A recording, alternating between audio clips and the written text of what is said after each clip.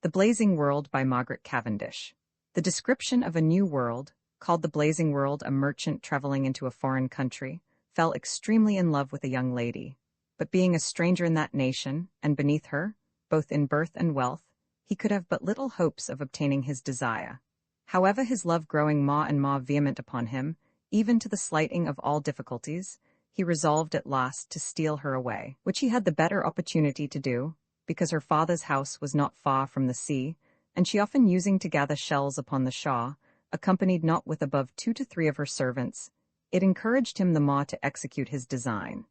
Thus coming one time with a little light vessel, not unlike a packet boat, manned with some few seamen, and well victualled, for fear of some accidents which might perhaps retard their journey, to the place where she used to repair, he forced her away.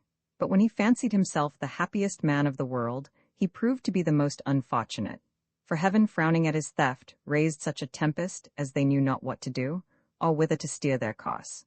So that the vessel, both by its own lightness and the violent motion of the wind, was carried as swift as an arrow out of a bow, towards the North Pole, and in a short time reached the icy sea, where the wind forced it amongst huge pieces of ice. But being little and light, it did by the assistance and favour of the gods to this virtuous lady, so turn and wind through those precipices, as if it had been guided by some experienced pilot and skilful mariner.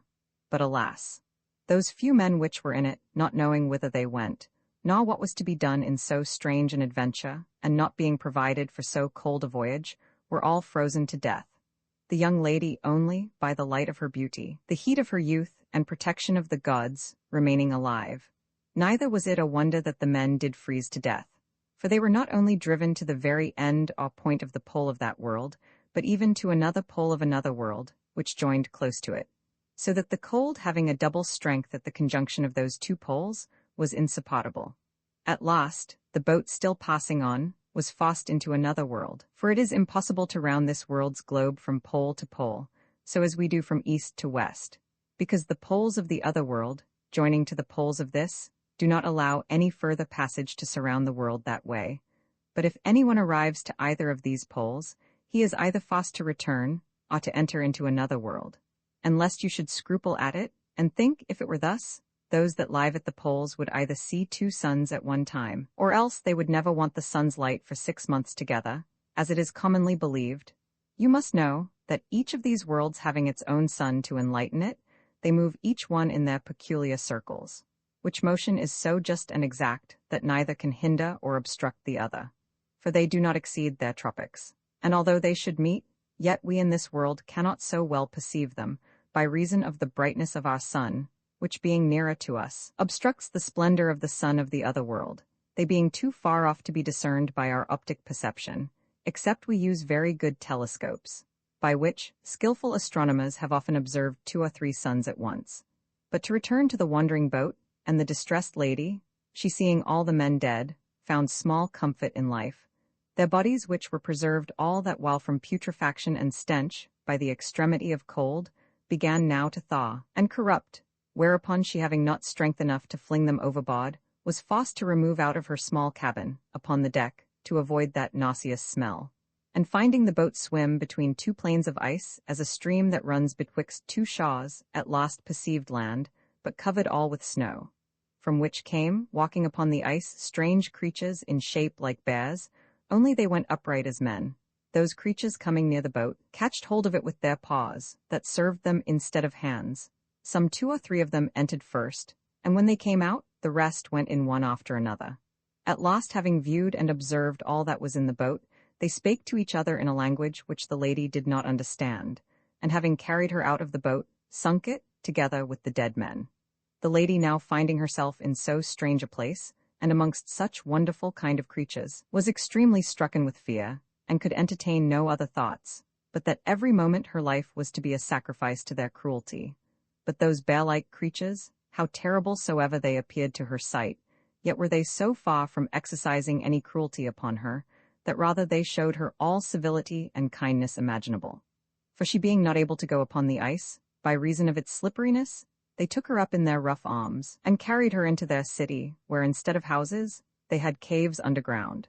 And as soon as they entered the city, both males and females, young and old, flocked together to see this lady, holding up their paws in admiration.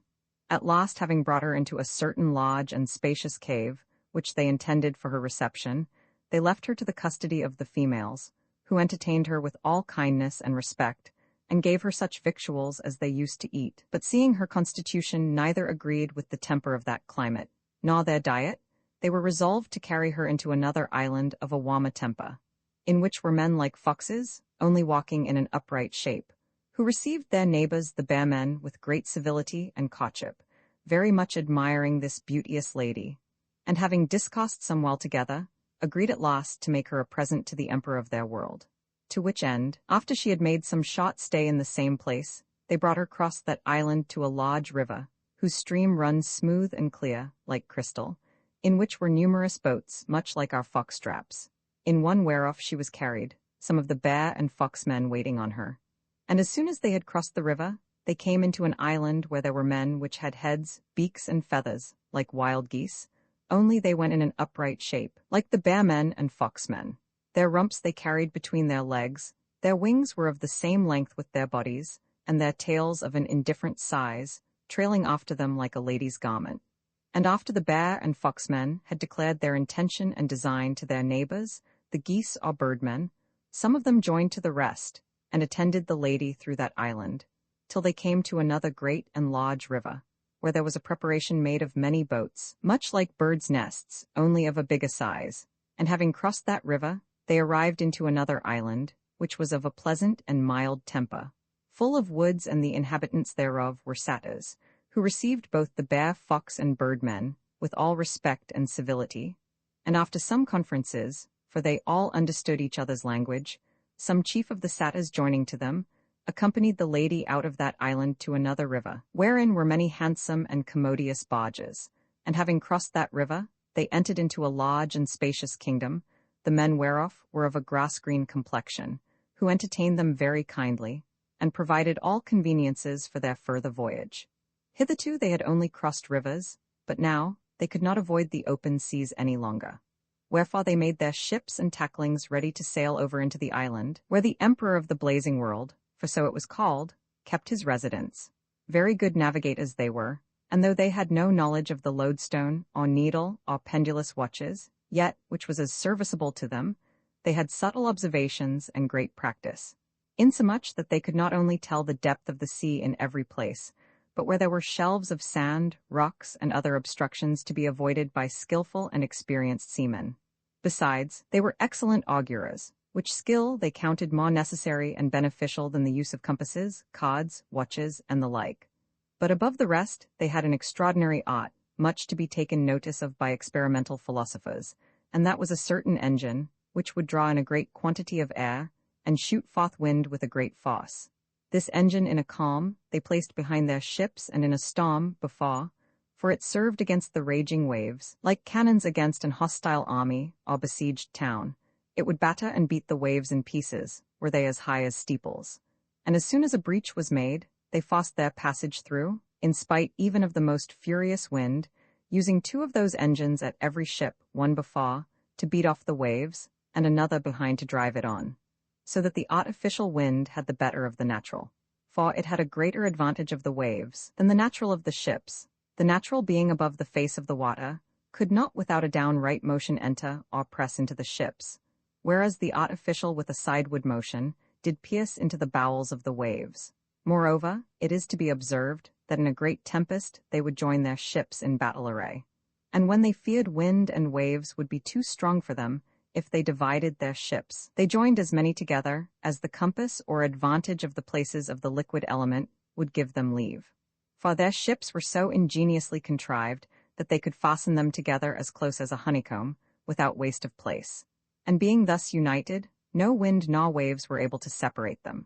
The emperor's ships were all of gold, but the merchants and skippers of leather. The golden ships were not much heavier than ours of wood, by reason they were neatly made, and required not such thickness, neither were they troubled with pitch, tar, pumps, guns, and the like, which make our wooden ships very heavy. For though they were not all of a piece, yet they were so well solded that there was no fear of leaks, chinks, or clefts. And as for guns, there was no use of them, because they had no other enemies but the winds, but the leather ships were not altogether so sure, although much lighter. Besides, they were pitched to keep out water. Having thus prepared and ordered their navy, they went on in despite of calm or storm. And though the lady at first fancied herself in a very sad condition, and her mind was much tormented with doubts and fears, not knowing whether this strange adventure would tend to her safety or destruction, yet she being withal of a generous spirit and ready wit, considering what dangers she had passed, and finding those sorts of men civil and diligent attendants to her, took courage, and endeavored to learn their language, which after she had obtained so far, that partly by some words and signs she was able to apprehend their meaning, she was so far from being afraid of them, that she thought herself not only safe, but very happy in their company, by which we may see that novelty discomposes the mind, but acquaintance settles it in peace and tranquillity. At last, having passed by several rich islands and kingdoms, they went towards Paradise, which was the seat of the emperor, and coming in sight of it, rejoiced very much. The lady at first could perceive nothing but high rocks, which seemed to touch the skies, and although they appeared not of an equal height, yet they seemed to be all one piece, without partitions. But at last drawing nearer, she perceived a cliff, which was a part of those rocks, out of which she spied coming forth a great number of boats, which afar off showed like a company of ants, marching one after another. The boats appeared like the holes or partitions in a honeycomb, and when joined together, stood as close.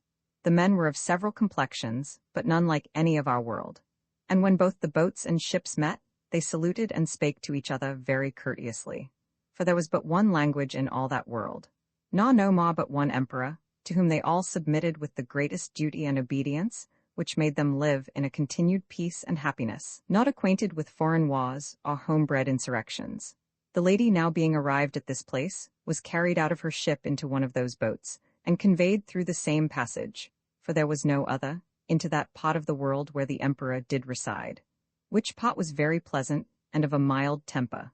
Within itself it was divided by a great number of vast and large rivers, all ebbing and flowing, into several islands of unequal distance from each other, which in most parts were as pleasant, healthful, rich, and fruitful as nature could make them. And as I mentioned before, secure from all foreign invasions, by reason there was but one way to enter, and that like a labyrinth, so winding and turning among the rocks that no other vessels but small boats could pass, carrying not above 3 passengers at a time. On each side, all along this narrow and winding river, there were several cities, some of marble, some of alabaster, some of agate, some of amber, some of coral, and some of other precious materials not known in our world, all which after the lady had passed, she came to the imperial city, named Paradise, which appeared in form like several islands. For rivers did run betwixt every street, which together with the bridges, whereof there was a great number, were all paved. The city itself was built of gold, and their architectures were noble, stately, and magnificent, not like our modern, but like those in the Romans' time. For our modern buildings are like those houses which children used to make of cards, one story above another, fitter for birds than men. But theirs were more large and broad than high. The highest of them did not exceed 2 stories, besides those rooms that were underground as cellars and other offices. The emperor's palace stood upon an indifferent ascent from the imperial city, at the top of which ascent was a broad arch, supported by several pillars, which went round the palace, and contained 4 of our English miles in compass. Within the arch stood the emperor's guard, which consisted of several sorts of men. At every half-mile was a gate to enter, and every gate was of a different fashion. The first, which allowed a passage from the imperial city into the palace, had on either hand a cloister, the outward part whereof stood upon arches sustained by pillars, but the inner part was close. Being entered through the gate, the palace itself appeared in its middle like the aisle of a church, 1.5 miles long, and 1/2 mile broad. The roof of it was all arched and rested upon pillars, so artificially placed that a stranger would lose himself therein without a guide. At the extreme sides, that is, between the outward and inward part of the cloister, were lodgings for attendants, and in the midst of the palace, the emperor's own rooms, whose lights were placed at the top of every one, because of the heat of the sun. The emperor's apartment for state was no more enclosed than the rest. Only an imperial throne was in every apartment, of which the several adornments could not be perceived until one entered, because the pillars were so just opposite to one another, that all the adornments could not be seen at one. The first part of the palace was, as the imperial city, all of gold, and when it came to the emperor's apartment, It was so rich with diamonds, pearls, rubies, and the like precious stones, that it surpasses my skill to enumerate them all. Amongst the rest, the imperial room of state appeared most magnificent. It was paved with green diamonds, for there are in that world diamonds of all colors, so artificially, as it seemed but of one piece. The pillars were set with diamonds so close, and in such a manner, that they appeared most glorious to the sight. Between every pillar was a bow or arch of a certain sort of diamonds, the like whereof our world does not afford, which being placed in every one of the arches in several rows, seemed just like so many rainbows of several different colors. The roof of the arches was of blue diamonds, and in the midst thereof was a carbuncle, which represented the sun, and the rising and setting sun at the east and west side of the room were made of rubies. Out of this room there was a passage into the emperor's bedchamber, the walls whereof were of jet, and the floor of black marble. The roof was of mother of pearl, where the moon and blazing stars were represented by white diamonds, and his bed was made of diamonds and carbuncles. No sooner was the lady brought before the emperor, but he conceived her to be some goddess, and offered to worship her, which she refused, telling him, for by that time she had pretty well learned their language, that although she came out of another world, yet was she but a mortal. At which the emperor, rejoicing, made her his wife, and gave her an absolute power to rule and govern all that world as she pleased. But her subjects, who could hardly be persuaded to believe her mortal, tended her all the veneration and worship due to a deity. Her accoutrement after she was made empress was as followeth. On her head she wore a cap of pearl, and a half-moon of diamonds just before it. On the top of her crown came spreading over a broad carbuncle, cut in the form of the sun. Her coat was of pearl, mixed with blue diamonds, and fringed with red ones. Her buskins and sandals were of green diamonds. In her left hand she held a buckler, to signify the defense of her dominions, which buckler was made of that sort of diamond as has several different colors, and being cut and made in the form of an arch, showed like a rainbow. In her right hand she carried a spear made of white diamond, cut like the tail of a blazing star, which signified that she was ready to assault those that proved her enemies. None was allowed to use or wear gold, but those of the imperial race, which were the only nobles of the state. Nor durst anyone wear jewels but the emperor, the empress, and their eldest son, notwithstanding that they had an infinite quantity both of gold and precious stones in that world, for they had larger extents of gold than our Arabian sands. Their precious stones were rocks, and their diamonds of several colors. They used no coin, but all their traffic was by exchange of several commodities.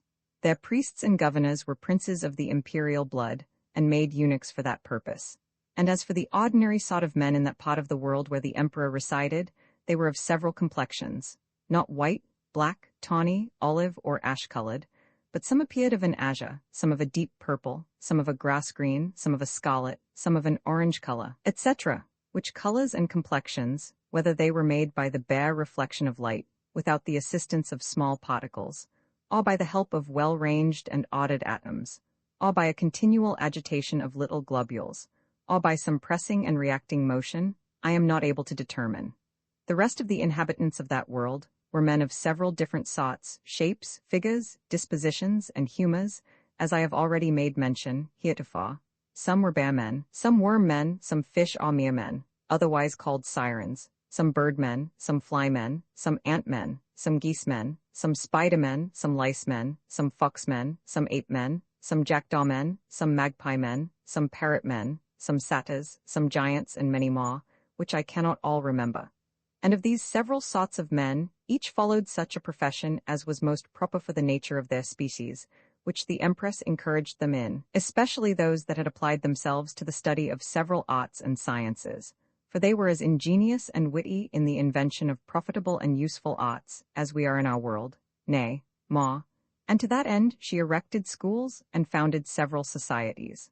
The bear men were to be her experimental philosophers, the bird men her astronomers, the fly, worm, and fish men her natural philosophers, the ape men her chemists, the satyrs her Galenic physicians, the fox men her politicians, the spider and lice men her mathematicians, the jackdaw, magpie, and parrot men her orators and logicians, the giants her architects, etc. But before all things, she, having got a sovereign power from the emperor over all the world, desired to be informed both of the manner of their religion and government, and to that end she called the priests and statesmen to give her an account of either. Of the statesmen she inquired first why they had so few laws. To which they answered, that many laws made many divisions, which most commonly did breed factions, and at last break out into open wars. Next, she asked, why they preferred the monarchical form of government before any other. They answered, that as it was natural for one body to have but one head, so it was also natural for a politic body to have but one governor, and that a commonwealth, which had many governors, was like a monster with many heads. Besides, said they, a monarchy is a divine form of government, and agrees most with our religion. For as there is but one God, whom we all unanimously worship and adore with one faith, so we are resolved to have but one emperor, to whom we all submit with one obedience. Then the empress, seeing that the several sorts of her subjects had each their churches apart, asked the priests whether they were of several religions. They answered her majesty, that there was no more but one religion in all that world, nor no diversity of opinions in that same religion, for though there were several sorts of men, yet had they all but one opinion concerning the worship and adoration of God. The empress asked them whether they were Jews, Turks, or Christians. We do not know, said they, what religions those are, but we do all unanimously acknowledge, worship, and adore the only, omnipotent, and eternal God, with all reverence, submission, and duty. Again, the empress inquired whether they had several forms of worship. They answered, no, for our devotion and worship consists only in prayers, which we frame according to our several necessities, in petitions, humiliations, thanksgiving, etc. Truly, replied the empress, I thought you had been either Jews or Turks, because I never perceived any women in your congregations. But what is the reason you bar them from your religious assemblies? It is not fit, said they, that men and women should be promiscuously together in time of religious worship. For their company hinders devotion, and makes many, instead of praying to God, direct their devotion to their mistresses. But ask the empress, have they no congregation of their own, to perform the duties of divine worship, as well as men? No, answered they, but they stay at home, and say their prayers by themselves in their closets. Then the empress desired to know the reason why the priests and governors of their world were made eunuchs. They answered, to keep them from marriage. For women and children most commonly make disturbance both in church and state. But said she, women and children have no employment in church or state. 'Tis true, answered they, but although they are not admitted to public employments, yet are they so prevalent with their husbands and parents, that many times by their importunate persuasions, they cause as much, nay, more mischief secretly, than if they had the management of public affairs. The empress, having received an information of what concerned both church and state, passed some time in viewing the imperial palace, where she admired much the skill and ingenuity of the architects, and inquired of them, first, why they built their houses no higher than 2 stories from the ground. They answered her majesty, that the lower their buildings were, the less were they subject either to the heat of the sun, or wind, tempest, decay, etc. Then she desired to know the reason why they made them so thick. They answered that the thicker the walls were, the warmer they were in winter and cooler in summer, for their thickness kept out both cold and heat. Lastly, she asked why they arched their roofs and made so many pillars. They replied that arches and pillars did not only grace a building very much, and caused it to appear magnificent, but made it also firm and lasting. The empress was very well satisfied with their answers, and after some time, when she thought that her new-founded societies of the virtuosos had made a good progress in the several employments she had put them upon, she caused a convocation first of the birdmen, and commanded them to give her a true relation of the 2 celestial bodies, viz., the sun and moon, which they did with all the obedience and faithfulness befitting their duty. The sun, as much as they could observe, they related to be a firm or solid stone, of a vast bigness, of color yellowish, and of an extraordinary splendor. But the moon, they said, was of a whitish color. And although she looked dim in the presence of the sun, yet had she her own light, and was a shining body of herself, as might be perceived by her vigorous appearance in moonshiny nights. The difference only betwixt her own and the sun's light was, that the sun did strike his beams in a direct line, but the moon never respected the center of their world in a right line, but her center was always eccentrical. The spots both in the sun and moon, as far as they were able to perceive, they affirmed to be nothing else but flaws and stains of their stony bodies. Concerning the heat of the sun, they were not of one opinion. Some would have the sun hot in itself, alleging an old tradition, that it should at some time break asunder, and burn the heavens, and consume this world into hot embers, which, said they, could not be done, if the sun were not fiery of itself. Others again said, this opinion could not stand with reason. For fire being a destroyer of all things, the sunstone after this manner would burn up all the near adjoining bodies. Besides, said they, fire cannot subsist without fuel, and the sunstone having nothing to feed on, would in a short time consume itself.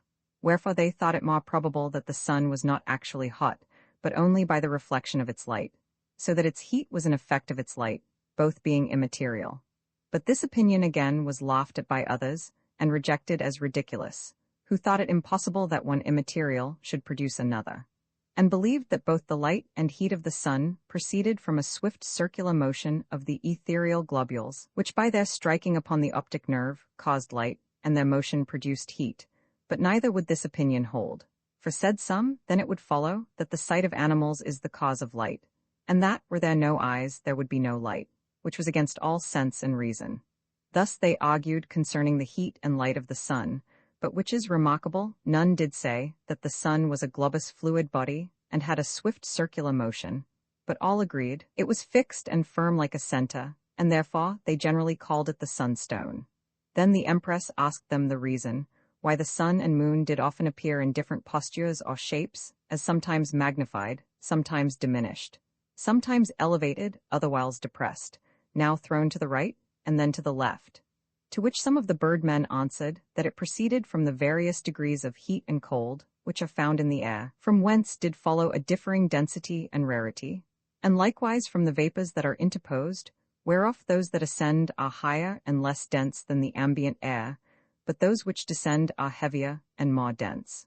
But others did with more probability affirm that it was nothing else but the various patterns of the air, for like as painters do not copy out one and the same original just alike at all times, so, said they, do several parts of the air make different patterns of the luminous bodies of the sun and moon, which patterns, as several copies, the sensitive motions do figure out in the substance of our eyes. This answer the Empress liked much better than the former, and inquired further, what opinion they had of those creatures that are called the motes of the sun. To which they answered, that they were nothing else but streams of very small, rare, and transparent particles, through which the sun was represented as through a glass. For if they were not transparent, said they would eclipse the light of the sun, and if not rare and of an airy substance, they would hinder flies from flying in the air, at least retard their flying motion. Nevertheless, although they were thinner than the thinnest vapor, yet were they not so thin as the body of air, or else they would not be perceptible by animal sight. Then the Empress asked whether they were living creatures. They answered, yes, because they did increase and decrease, and were nourished by the presence, and starved by the absence of the sun. Having thus finished their discourse of the sun and moon, the Empress desired to know what stars there were besides. But they answered that they could perceive in that world none other but blazing stars, and from thence it had the name that it was called the blazing world. And these blazing stars, said they, were such solid, firm, and shining bodies as the sun and moon, not of a globular, but of several sorts of figures. Some had tails, and some other kinds of shapes. After this, the Empress asked them what kind of substance or creature the air was. The birdmen answered that they could have no other perception of the air, but by their own respiration. For, said they, some bodies are only subject to touch, others only to sight, and others only to smell. But some are subject to none of our exterior senses.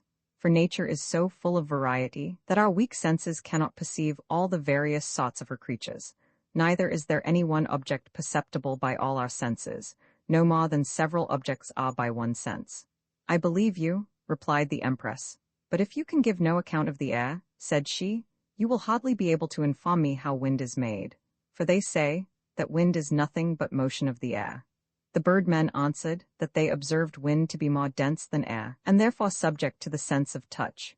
But what properly wind was, and the manner how it was made, they could not exactly tell. Some said it was caused by the clouds falling on each other, and others that it was produced of a hot and dry exhalation, which ascending was driven down again by the coldness of the air that is in the middle region, and by reason of its lightness could not go directly to the bottom, but was carried by the air up and down. Some would have it a flowing water of the air, and others again, a flowing air moved by the blaze of the stars. But the Empress, seeing they could not agree concerning the cause of wind, asked whether they could tell how snow was made.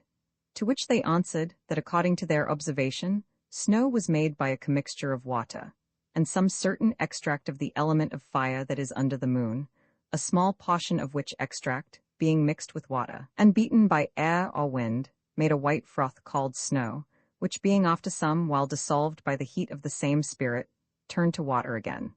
This observation amazed the Empress very much, for she had hitherto believed that snow was made by cold motions, and not by such an agitation or beating of a fiery extract upon water. Nor could she be persuaded to believe it, until the fish or mere men had delivered their observation upon the making of ice, which, they said, was not produced, as some had hitherto conceived, by the motion of the air, raking the superficies of the earth, but by some strong saline vapor arising out of the seas, which condensed water into ice. And the more quantity there was of that vapor, the greater were the mountains of precipices of ice. But the reason that it did not so much freeze in the torrid zone, or under the ecliptic, as near or under the poles, was, that this vapor in those places being drawn up by the sunbeams into the middle region of the air, was only condensed into water, and fell down in showers of rain. Whenas, under the poles, the heat of the sun being not so vehement, the same vapor had no force or power to rise so high, and therefore caused so much ice, by ascending and acting only upon the surface of water.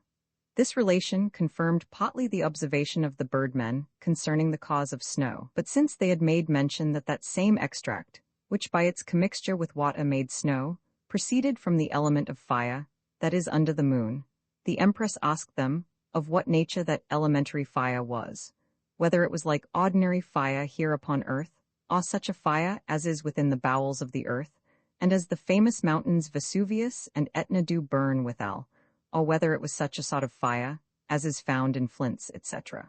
They answered that the elementary fire, which is underneath the sun, was not so solid as any of those mentioned fires, because it had no solid fuel to feed on, but yet it was much like the flame of ordinary fire, only somewhat more thin and fluid. For flame, said they, is nothing else but the airy part of a fired body.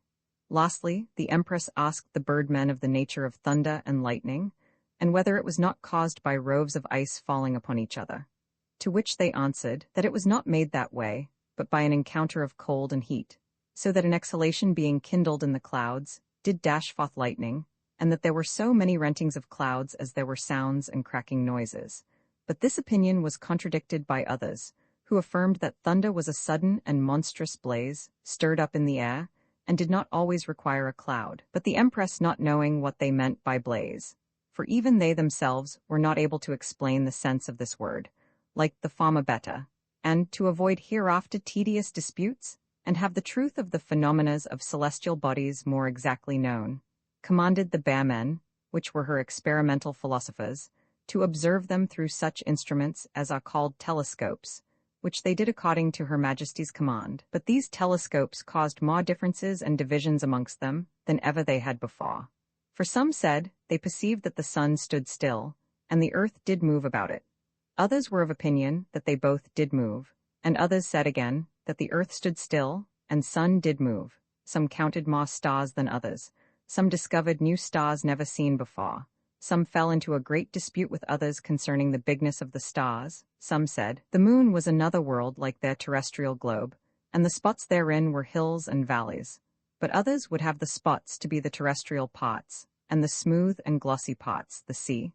At last, the Empress commanded them to go with their telescopes to the very end of the pole that was joined to the world she came from, and try whether they could perceive any stars in it, which they did, and, being returned to Her Majesty, reported that they had seen 3 blazing stars appear there, one after another in a short time, whereof 2 were bright and 1 dim, but they could not agree neither in this observation.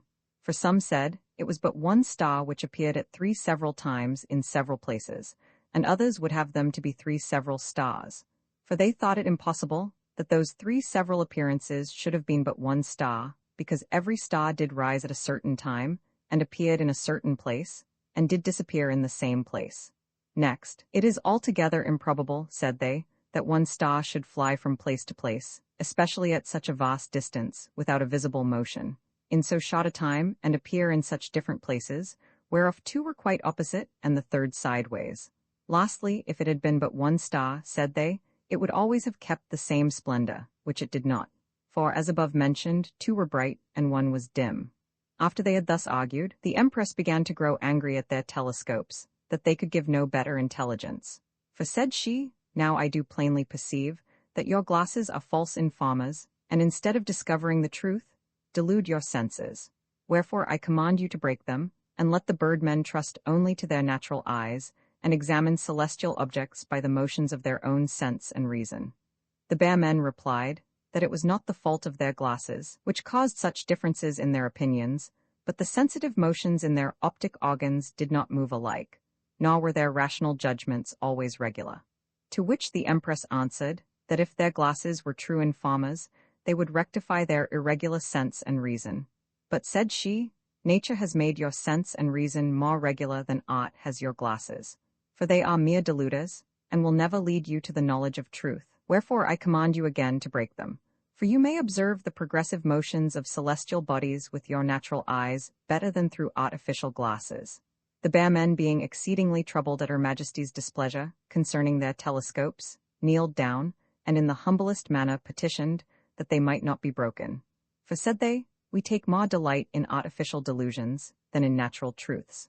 Besides, we shall want employments for our senses, and subjects for arguments, for, were there nothing but truth, and no falsehood, there would be no occasion to dispute, and by this means we should want the aim and pleasure of our endeavors in confuting and contradicting each other. Neither would one man be thought wiser than another, but all would either be alike knowing and wise, or all would be fools.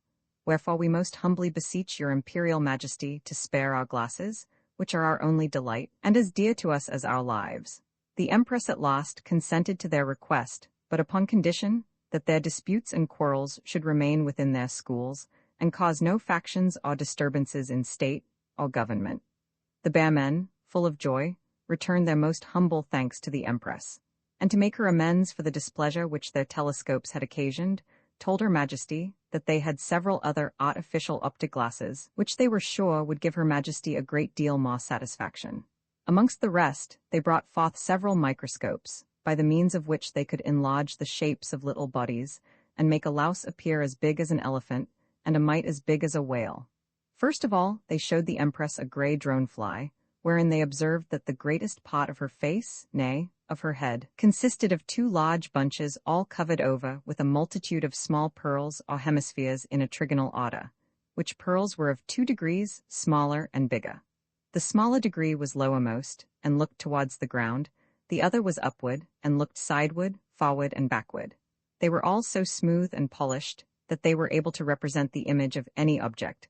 The number of them was in all 14,000. After the view of this strange and miraculous creature, and their several observations upon it, the Empress asked them what they judged those little hemispheres might be. They answered that each of them was a perfect eye, by reason they perceived that each was covered with a transparent cornea, containing a liquor within them, which resembled the watery or glassy humor of the eye. To which the Empress replied that they might be glassy pearls, and yet not eyes, and that perhaps their microscopes did not truly inform them. But they smilingly answered Her Majesty that she did not know the virtue of those microscopes, for they never delude, but rectify and inform the senses. Nay, the world, said they, would be but blind without them, as it has been in former ages before those microscopes were invented. After this, they took a charcoal, and viewing it with one of their best microscopes, discovered in it an infinite multitude of paws, some bigger, some less, so close and thick, that they left but very little space betwixt them to be filled with a solid body. And to give Her Imperial Majesty a better assurance thereof, they counted in a line of them an inch long, no less than 2,700 paws. From which observation they drew this following conclusion, to wit, that this multitude of paws was the cause of the blackness of the coal. For, said they, a body that has so many paws, from each of which no light is reflected, must necessarily look black, since black is nothing else but a privation of light, or a want of reflection. But the Empress replied that if all colors were made by reflection of light, and that black was as much a color as any other color, then certainly they contradicted themselves in saying that black was made by want of reflection. However, not to interrupt your microscopical inspections, said she, let us see how vegetables appear through your glasses. Whereupon they took a nettle, and by the virtue of the microscope, discovered that underneath the points of the nettle there were certain little bags or bladders, containing a poisonous liquor, and when the points had made way into the interior parts of the skin, they like syringe pipes served to convey that same liquor into them. To which observation the Empress replied, that if there were such poison in nettles, then certainly in eating of them they would hurt us inwardly as much as they do outwardly. But they answered, that it belonged to physicians more than to experimental philosophers, to give reasons hereof, for they only made microscopical inspections, and related the figures of the natural parts of creatures according to the representation of their glasses. Lastly, they showed the Empress a flea and a louse, which creatures through the microscope appeared so terrible to her sight, that they had almost put her into a swoon. The description of all their parts would be very tedious to relate, and therefore I'll forbear it at this present. The Empress, after the view of those strangely shaped creatures, pitied much those that are molested with them, especially poor beggars, which although they have nothing to live on themselves, are yet necessitated to maintain and feed of their own flesh and blood, a company of such terrible creatures called lice, who, instead of thanks, do reward them with pains, and torment them for giving them nourishment and food. But after the Empress had seen the shapes of these monstrous creatures, she desired to know whether their microscopes could hinder their biting, or at least show some means how to avoid them. To which they answered, that such arts were mechanical, and below the noble study of microscopical observations. Then the Empress asked them whether they had not such sorts of glasses that could enlarge and magnify the shapes of great bodies as well as they had done of little ones. Whereupon they took one of their best and largest microscopes, and endeavored to view a whale through it. But alas, the shape of the whale was so big that its circumference went beyond the magnifying quality of the glass. Whether the error proceeded from the glass, or from a wrong position of the whale against the reflection of light, I cannot certainly tell. The Empress, seeing the insufficiency of those magnifying glasses, that they were not able to enlarge all sorts of objects, asked the bearmen whether they could not make glasses of a contrary nature to those they had showed her, to wit, such as instead of enlarging or magnifying the shape or figure of an object, could contract it beneath its natural proportion, which, in obedience to Her Majesty's commands, they did, and viewing through one of the best of them, a huge and mighty whale appeared no bigger than a sprat, nay, through some no bigger than a vinegar eel, and through their ordinary ones, an elephant seemed no bigger than a flea, a camel no bigger than a louse, and an ostrich no bigger than a mite. To relate all their optic observations through the several sorts of their glasses would be a tedious work, and tire even the most patient reader, wherefore I'll pass them by. Only this was very remarkable and worthy to be taken notice of, that notwithstanding their great skill, industry, and ingenuity in experimental philosophy, they could yet by no means contrive such glasses, by the help of which they could spy out a vacuum, with all its dimensions, nor immaterial substances, non-beings, and mixed beings, or such as are between something and nothing, which they were very much troubled at, hoping that yet, in time, by long study and practice, they might perhaps attain to it. The bird and bearmen being dismissed, the Empress called both the sirens or fishmen and the worm-men to deliver their observations which they had made, both within the seas and the earth.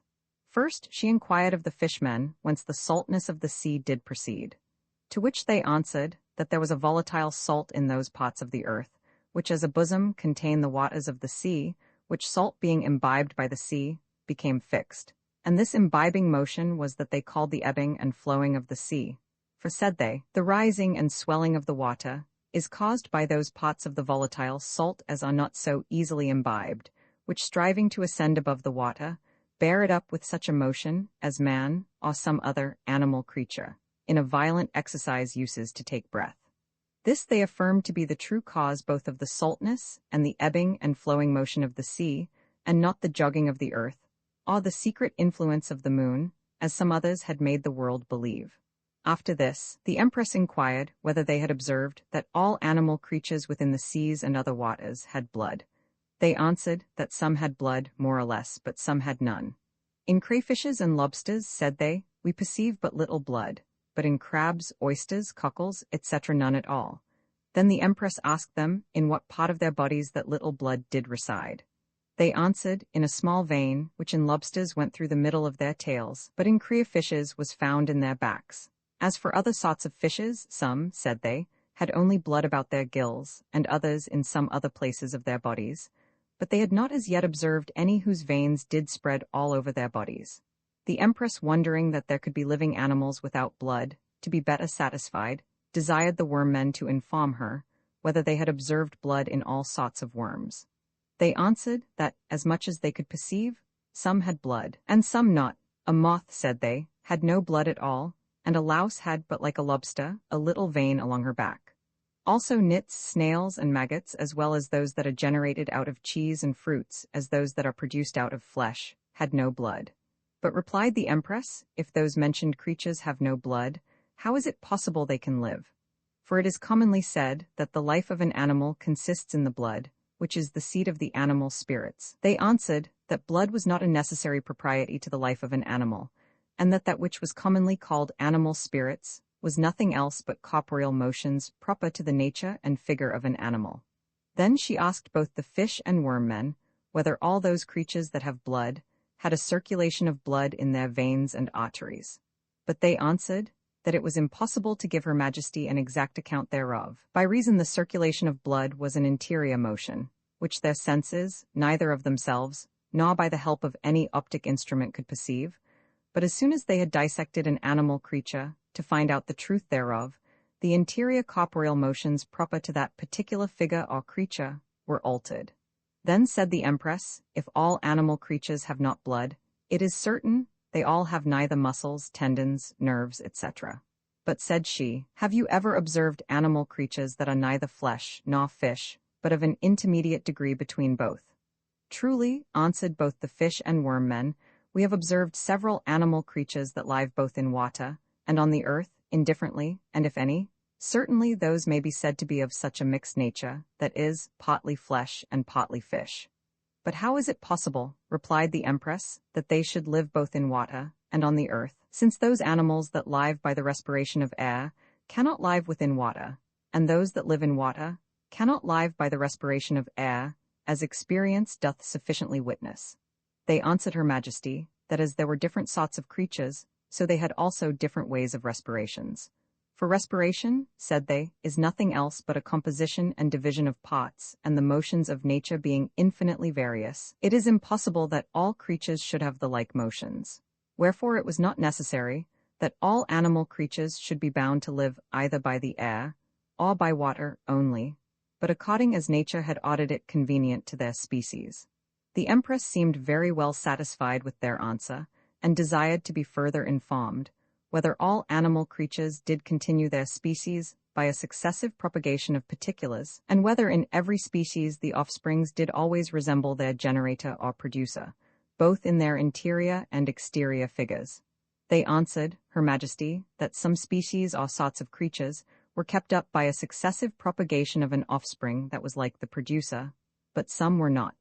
Of the first rank, said they, are all those animals that are of different sexes, besides several others. But of the second rank are for the most part those we call insects, whose production proceeds from such causes as have no conformity or likeness with their produced effects, as for example, maggots bred out of cheese, and several others generated out of earth, water, and the like. But said the empress, there is some likeness between maggots and cheese, for cheese has no blood, nor maggots neither. Besides, they have almost the same taste which cheese has.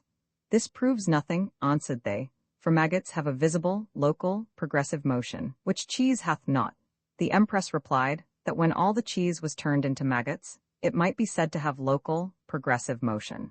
They answered that when the cheese by its own figurative motions was changed into maggots, it was no more cheese. The empress confessed that she observed nature was infinitely various in her works, and that though the species of creatures did continue, yet their particulars were subject to infinite changes. But since you have informed me, said she, of the various sorts and productions of animal creatures, I desire you to tell me what you have observed of their sensitive perceptions. Truly, answered they, your majesty puts a very hard question to us, and we shall hardly be able to give a satisfactory answer to it. For there are many different sorts of creatures, which as they have all different perceptions, so they have also different organs, which our senses are not able to discover. Only in an oyster shell we have with admiration observed that the common sensorium of the oyster lies just at the closing of the shells, where the pressure and reaction may be perceived by the opening and shutting of the shells every tide. After all this, the empress desired the worm men to give her a true relation how frost was made upon the earth. To which they answered, that it was made much after the manner and description of the fish and bird men, concerning the congelation of water into ice and snow, by a commixture of saline and acid particles, which relation added a great light to the ape men, who were the chemists, concerning their chemical principles, salt, sulfur, and mercury. But said the empress, if it be so, it will require an infinite multitude of saline particles to produce such a great quantity of ice, frost, and snow. Besides, said she, when snow, ice, and frost turn again into their former principle, I would fain know what becomes of those saline particles. But neither the worm men, nor the fish and bird men, could give her an answer to it. Then the empress inquired of them the reason why springs were not as salt as the sea is. Also, why some did ebb and flow, to which it was answered that the ebbing and flowing of some springs was caused by hollow caverns within the earth, where the sea-water crowding through did thrust forward, and drew backward the spring water, according to its own way of ebbing and flowing. But others said that it proceeded from a small proportion of saline and acid particles, which the spring water imbibed from the earth, and although it was not so much as to be perceived by the sense of taste, yet it was enough to cause an ebbing and flowing motion. And as for the spring water being fresh, they gave, according to their observation, this following reason. There is, said they, a certain heat within the bowels of the earth, proceeding from its swift circular motion, upon its own acts, which heat distills the rarest parts of the earth into a fresh and insipid water, which water being through the pores of the earth, conveyed into a place where it may break forth without resistance or obstruction, causes springs and fountains, and these distilled waters within the earth do nourish and refresh the grosser and drier parts thereof. This relation confirmed the empress in the opinion concerning the motion of the earth and the fixedness of the sun, as the bird men had informed her. And then she asked the worm men whether minerals and vegetables were generated by the same heat that is within the bowels of the earth, to which they could give her no positive answer. Only this they affirmed, that heat and cold were not the primary producing causes of either vegetables or minerals, or other sorts of creatures, but only effects. And to prove this our assertion, said they, we have observed that by change of some sorts of corporeal motions, that which is now hot will become cold, and what is now cold will grow hot. But the hottest place of all we find to be the center of the earth. Neither do we observe that the torrid zone does contain so much gold and silver as the temperate, nor is there great store of iron and lead wheresoever there is gold, for these metals are most found in colder climates towards either of the poles. This observation the empress commanded them to confer with her chemists, the ape men, to let them know that gold was not produced by a violent, but a temperate degree of heat. She asked further, whether gold could not be made by aught. They answered that they could not certainly tell her majesty, but if it was possible to be done, they thought tin, lead, brass, iron, and silver to be the fittest metals for such an artificial transmutation. Then she asked them whether aught could produce iron, tin, lead, or silver? They answered not in their opinion. Then I perceive, replied the empress, that your judgments are very irregular, since you believe that gold, which is so fixed a metal, that nothing has been found as yet which could occasion a dissolution of its interior figure, may be made by aught, and not tin, lead, iron, copper, or silver, which yet are so far weaker and meaner metals than gold is. But the worm men excused themselves, that they were ignorant in that aught, and that such questions belonged more properly to the ape men, which were her majesty's chemists. Then the empress asked them whether by their sensitive perceptions they could observe the interior corporeal, figurative motions both of vegetables and minerals. They answered that their senses could perceive them after they were produced, but not before.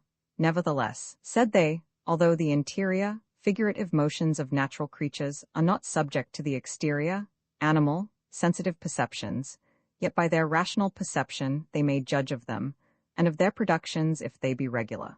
Whereupon the empress commanded the bear men to lend them some of their best microscopes. At which the bear men smilingly answered her majesty that their glasses would do them but little service in the bowels of the earth, because there was no light. For, said they, our glasses do only represent exterior objects, according to the various reflections and positions of light, and wheresoever light is wanting, the glasses will do no good. To which the worm men replied that although they could not say much of refractions, reflections, inflections, and the like, yet were they not blind, even in the bowels of the earth. for they could see the several sorts of minerals as also minute animals that lived there, which minute animal creatures were not blind neither, but had some kind of sensitive perception that was as serviceable to them as sight, taste, smell, touch, hearing, etc. was to other animal creatures. By which it is evident that nature has been as bountiful to those creatures that live underground, or in the bowels of the earth, as to those that live upon the surface of the earth, or in the air, or in water. But howsoever, proceeded the worm-men, although there is light in the bowels of the earth, yet your microscopes will do but little good there, by reason those creatures that live underground have not such an optic sense as those that live on the surface of the earth. Wherefore, unless you had such glasses as are proper for their perception, your microscopes will not be any ways advantageous to them. The Empress seemed well pleased with this answer of the worm-men, and asked them further, whether minerals and all other creatures within the earth were colorless, at which question they could not forbear laughing, and when the Empress asked the reason why they laughed, "We most humbly beg your Majesty's pardon," replied they, "for we could not choose but laugh when we heard of a colorless body." "Why," said the Empress, "color is only an accident, which is an immaterial thing, and has no being of itself, but in another body." "Those," replied they, "that informed your Majesty thus, surely their rational motions were very irregular. For how is it possible that a natural nothing can have a being in nature? If it be no substance, it cannot have a being, and if no being, it is nothing. Wherefore the distinction between subsisting of itself and subsisting in another body is a mere nicety and nonsense, for there is nothing in nature that can subsist of, or by itself, I mean singly. By reason all parts of nature are composed in one body, and though they may be infinitely divided, commixed, and changed in their particulars, yet in general, parts cannot be separated from parts as long as nature lasts. Nay, we might as probably affirm that infinite nature would be as soon destroyed as that one atom could perish.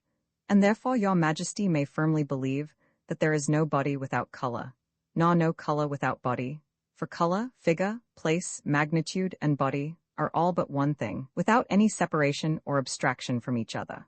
The Empress was so wonderfully taken with this discourse of the worm-men, that she not only pardoned the rudeness they committed in laughing at first at her question, but yielded a full assent to their opinion, which she thought the most rational that ever she had heard yet, and then proceeding in her questions, inquired further, whether they had observed any seminal principles within the earth free from all dimensions and qualities, which produced vegetables, minerals, and the like, to which they answered that concerning the seeds of minerals, their sensitive perceptions had never observed any, but vegetables had certain seeds out of which they were produced. Then she asked whether those seeds of vegetables lost their species, that is, were annihilated in the production of their offspring, to which they answered that by an annihilation nothing could be produced, and that the seeds of vegetables were so far from being annihilated in their productions that they did rather numerously increase and multiply. For the division of one seed, said they, does produce numbers of seeds out of itself. But replied the Empress, a particular part cannot increase of itself. "'Tis true," answered they, "but they increase not barely of themselves, but by joining and commixing with other parts, which do assist them in their productions, and by way of imitation, form or figure their own parts into such or such particulars." "Then, I pray inform me," said the Empress, "what disguise those seeds put on, and how they do conceal themselves in their transmutations." They answered that seeds did no ways disguise or conceal, but rather divulge themselves in the multiplication of their offspring. Only they did hide and conceal themselves from their sensitive perceptions so that their figurative and productive motions were not perceptible by animal creatures. Again, the Empress asked them whether there were any non-beings within the earth, to which they answered that they never heard of any such thing, and that, if Her Majesty would know the truth thereof, she must ask those creatures that are called immaterial spirits, which had a great affinity with non-beings, and perhaps could give her a satisfactory answer to this question. Then she desired to be informed what opinion they had of the beginning of forms. They told Her Majesty that they did not understand what she meant by this expression. For, said they, there is no beginning in nature, no, not of particulars, by reason nature is eternal and infinite, and her particulars are subject to infinite changes and transmutations by virtue of their own corporeal, figurative self-motions, so that there's nothing new in nature, nor properly a beginning of anything. The Empress seemed well satisfied with all those answers, and inquired further whether there was no art used by those creatures that live within the earth.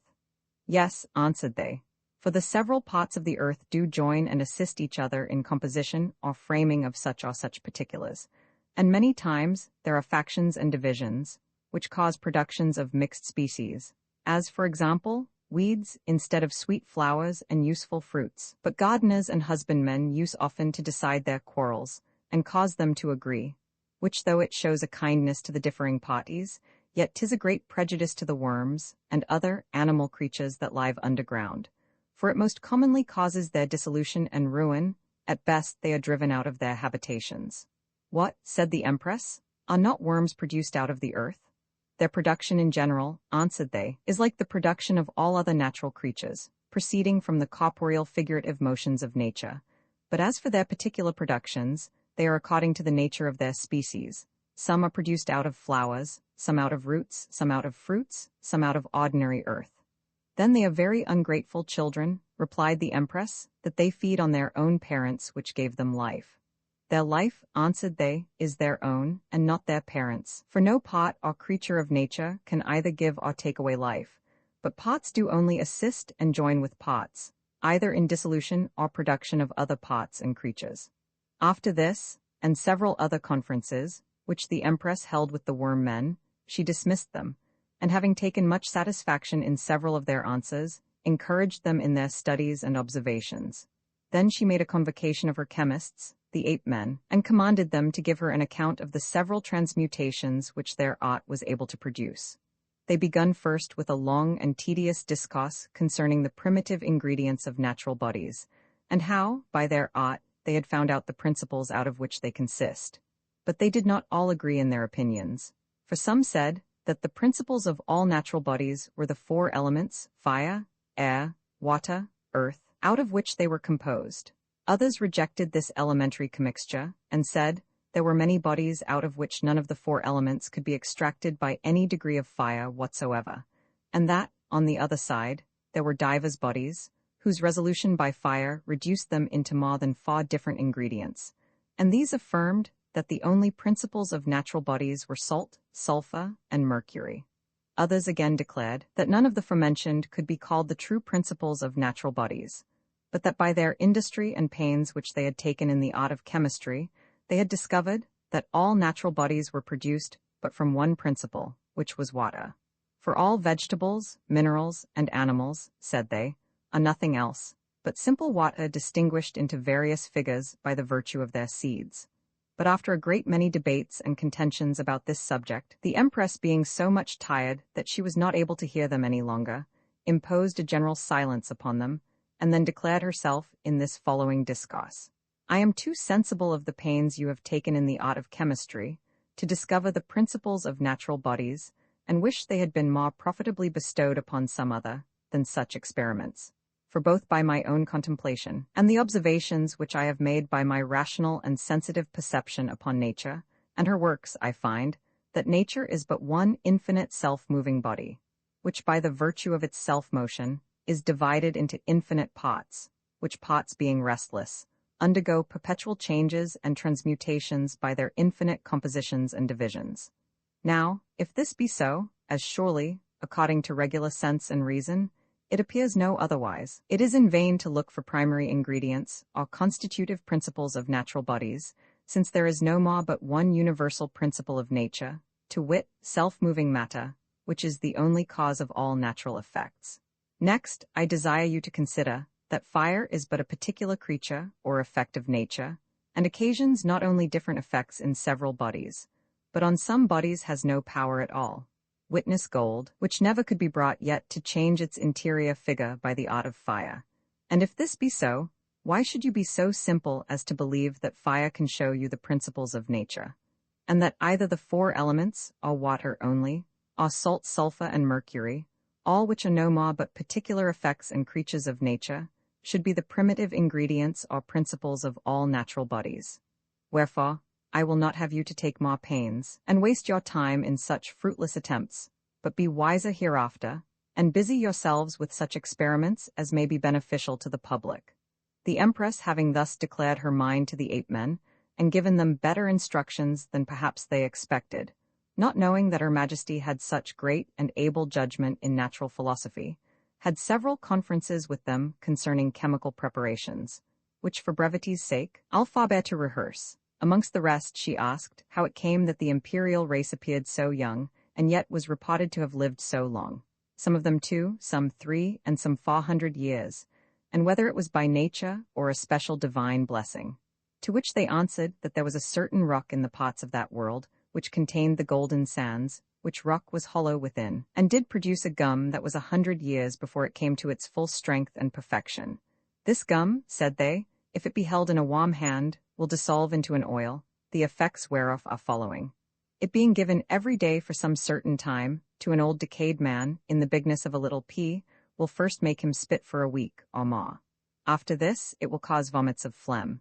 And after that it will bring forth by vomits, humours of several colours, first of a pale yellow, then of a deep yellow, then of a green, and lastly of a black colour. And each of these humours have a several taste, some are fresh, some salt, some sour, some bitter, and so forth. Neither do all these vomits make them sick, but they come out on a sudden, and unawares, without any pain or trouble to the patient. And after it hath done all these mentioned effects, and cleared both the stomach and several other parts of the body, then it works upon the brain, and brings forth of the nose such kinds of humours as it did out of the mouth, and much after the same manner. Then it will purge by stool, then by urine, then by sweat, and lastly by bleeding at the nose and the hemorrhoids, all which effects it will perform within the space of 6 weeks or a little more, for it does not work very strongly, but gently and by degrees. Lastly, when it has done all this, it will make the body break out into a thick scab and cause both hair, teeth, and nails to come off, which scab being arrived to its full maturity, opens first along the back, and comes off all in a piece like an armour, and all this is done within the space of 4 months.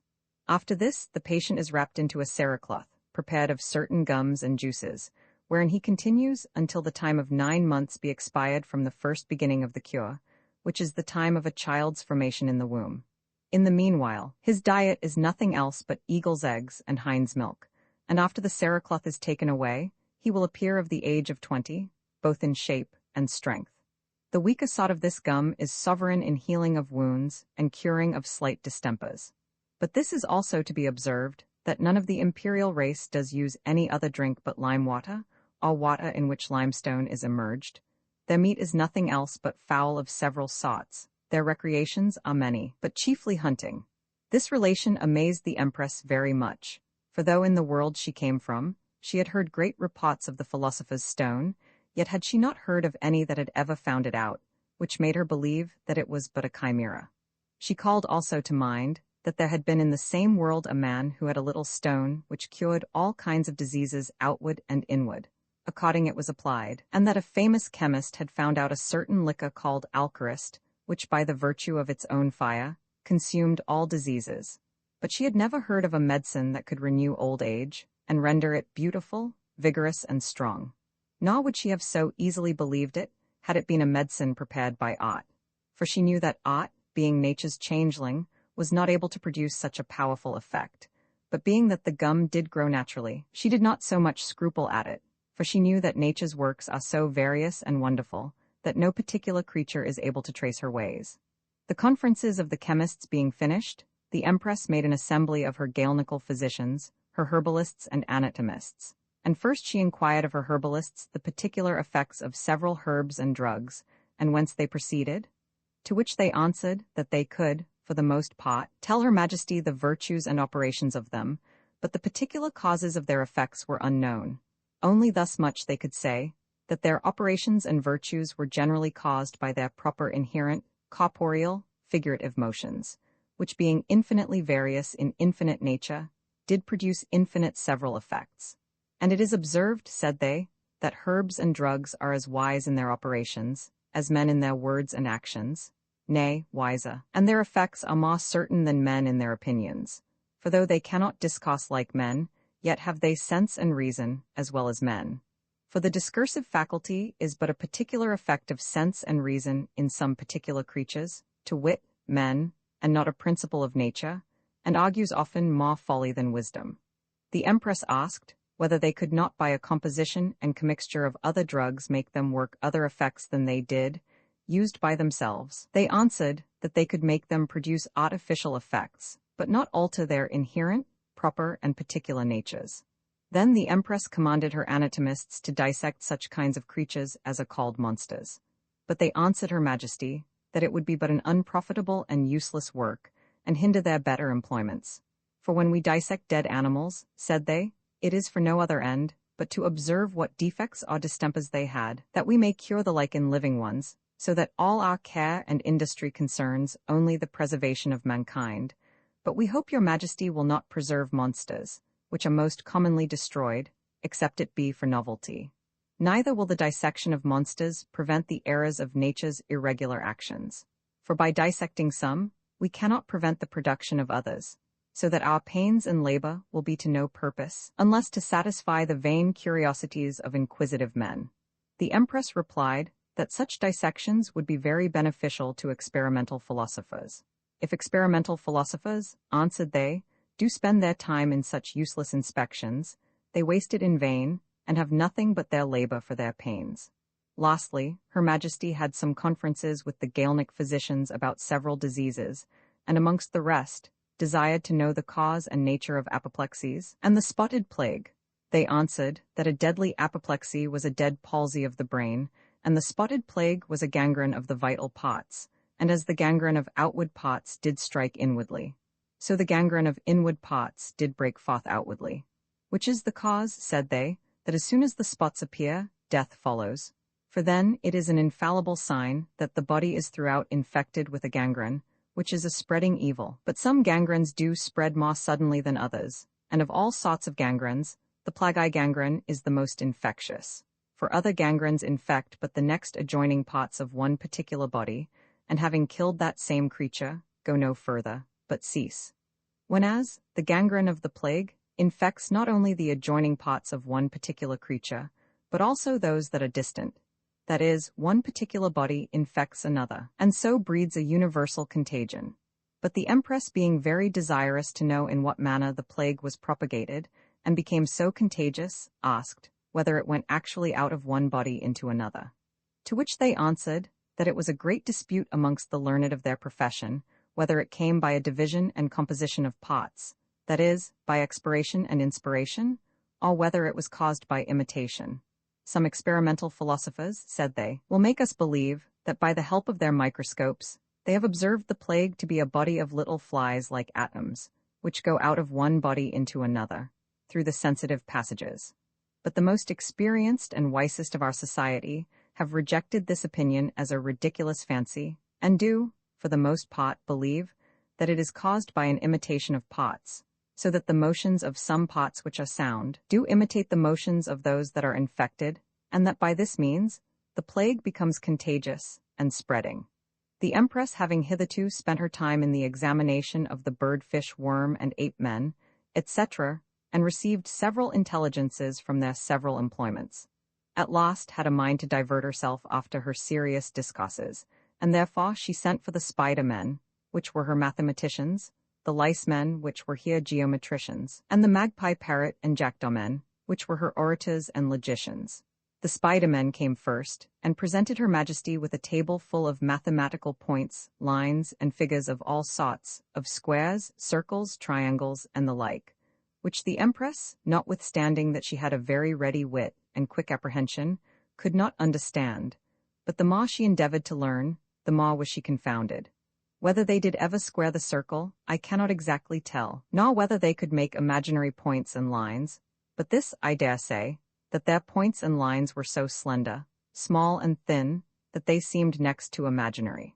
The mathematicians were in great esteem with the Empress, as being not only the chief tutors and instructors in many arts, but some of them excellent magicians and informers of spirits, which was the reason their characters were so abstruse and intricate, that the Empress knew not what to make of them. There is so much to learn in your art, said she, that I can neither spare time from other affairs to busy myself in your profession, nor, if I could, do I think I should ever be able to understand your imaginary points, lines, and figures, because they are non-beings. Then came the lice men, and endeavored to measure all things to a hairsbreadth, and weigh them to an atom. But their weights would seldom agree, especially in the weighing of air, which they found a task impossible to be done. At which the empress began to be displeased and told them that there was neither truth nor justice in their profession, and so dissolved their society. After this, the empress was resolved to hear the magpie parrot and jackdaw men, which were her professed orators and logicians. Whereupon one of the parrot men rose with great formality, and endeavored to make an eloquent speech before her majesty. But before he had half ended, his arguments and divisions being so many that they caused a great confusion in his brain, he could not go forward, but was forced to retire backward, with great disgrace both to himself and the whole society. And although one of his brethren endeavored to second him by another speech, yet was he as far to seek as the former. At which the empress appeared not a little troubled, and told them that they followed too much the rules of art, and confounded themselves with too nice formalities and distinctions. But since I know, said she, that you are a people who have naturally voluble tongues and good memories, I desire you to consider more the subject you speak of than your artificial periods, connections, and parts of speech, and leave the rest to your natural eloquence, which they did, and so became very eminent orators. Lastly, her imperial majesty being desirous to know what progress her logicians had made in the art of disputing, commanded them to argue upon several themes or subjects, which they did, and having made a very nice discourse of logistical terms and propositions, entered into a dispute by way of syllogistical arguments, through all the figures and modes. One began with an argument of the first mode of the first figure, thus: every politician is wise, every knave is a politician, therefore every knave is wise.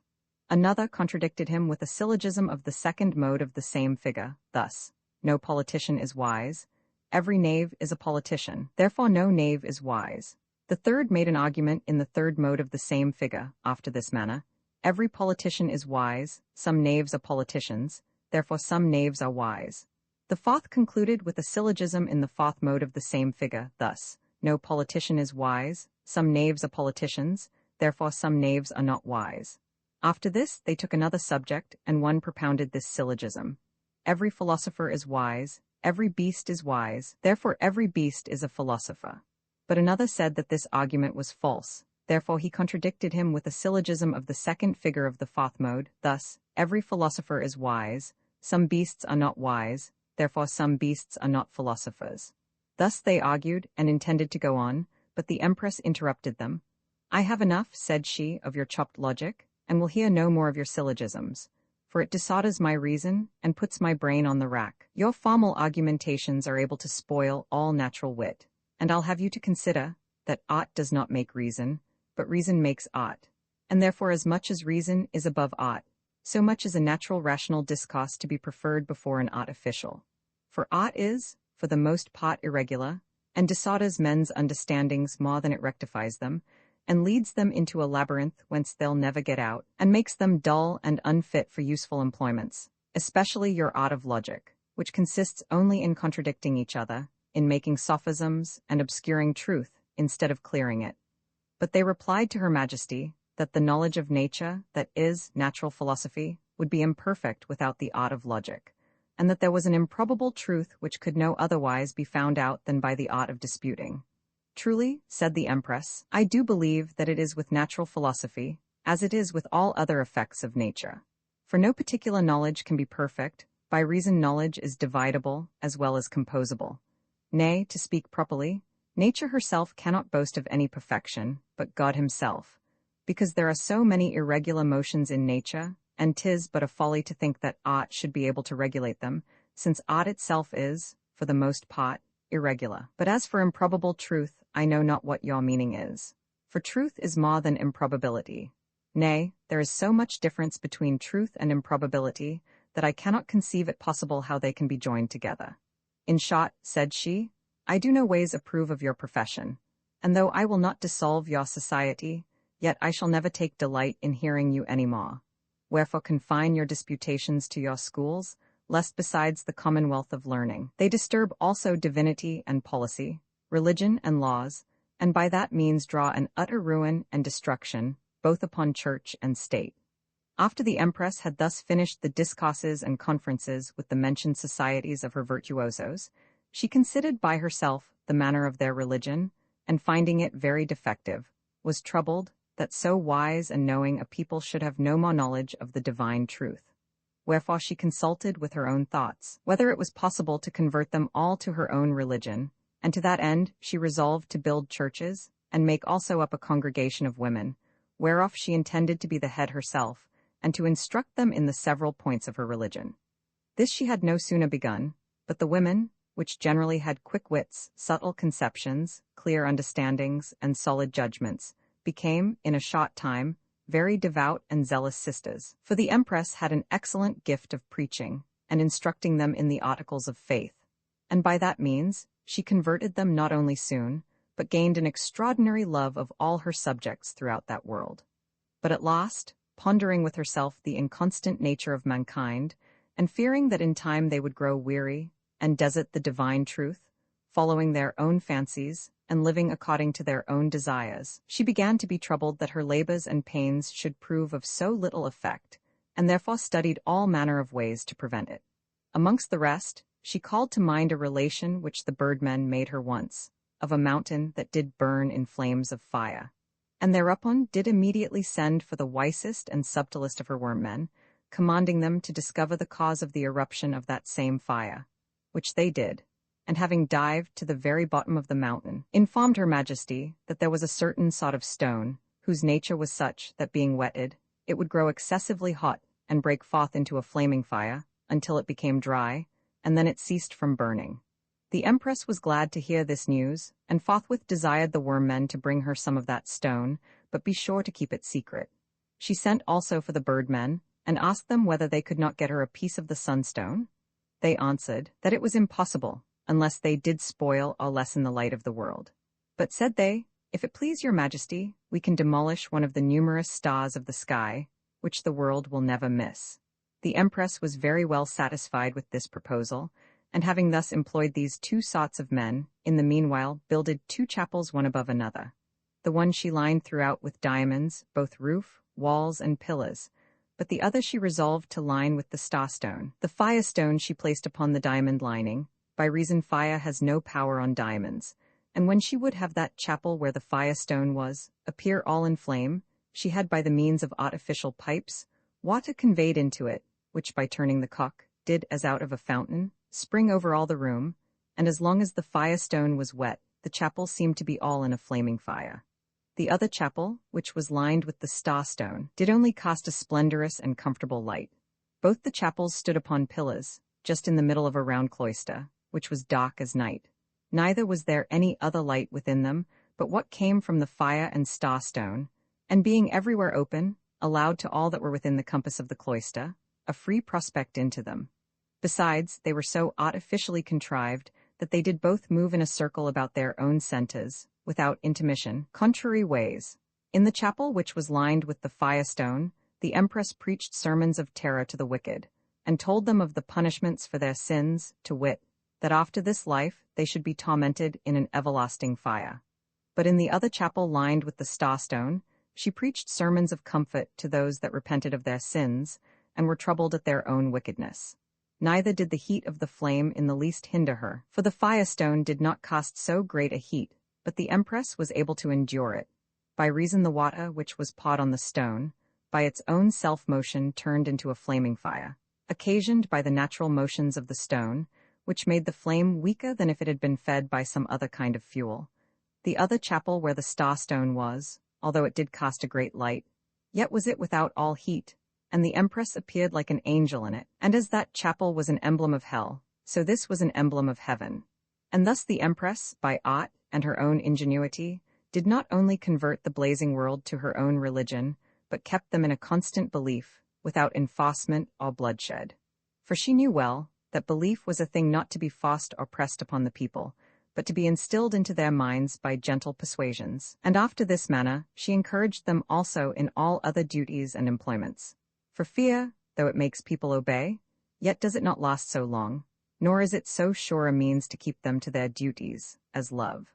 Last of all, when she saw that both church and state was now in a well-ordered and settled condition, her thoughts reflected upon the world she came from, and though she had a great desire to know the condition of the same, yet could she advise no manner of way how to gain any knowledge thereof.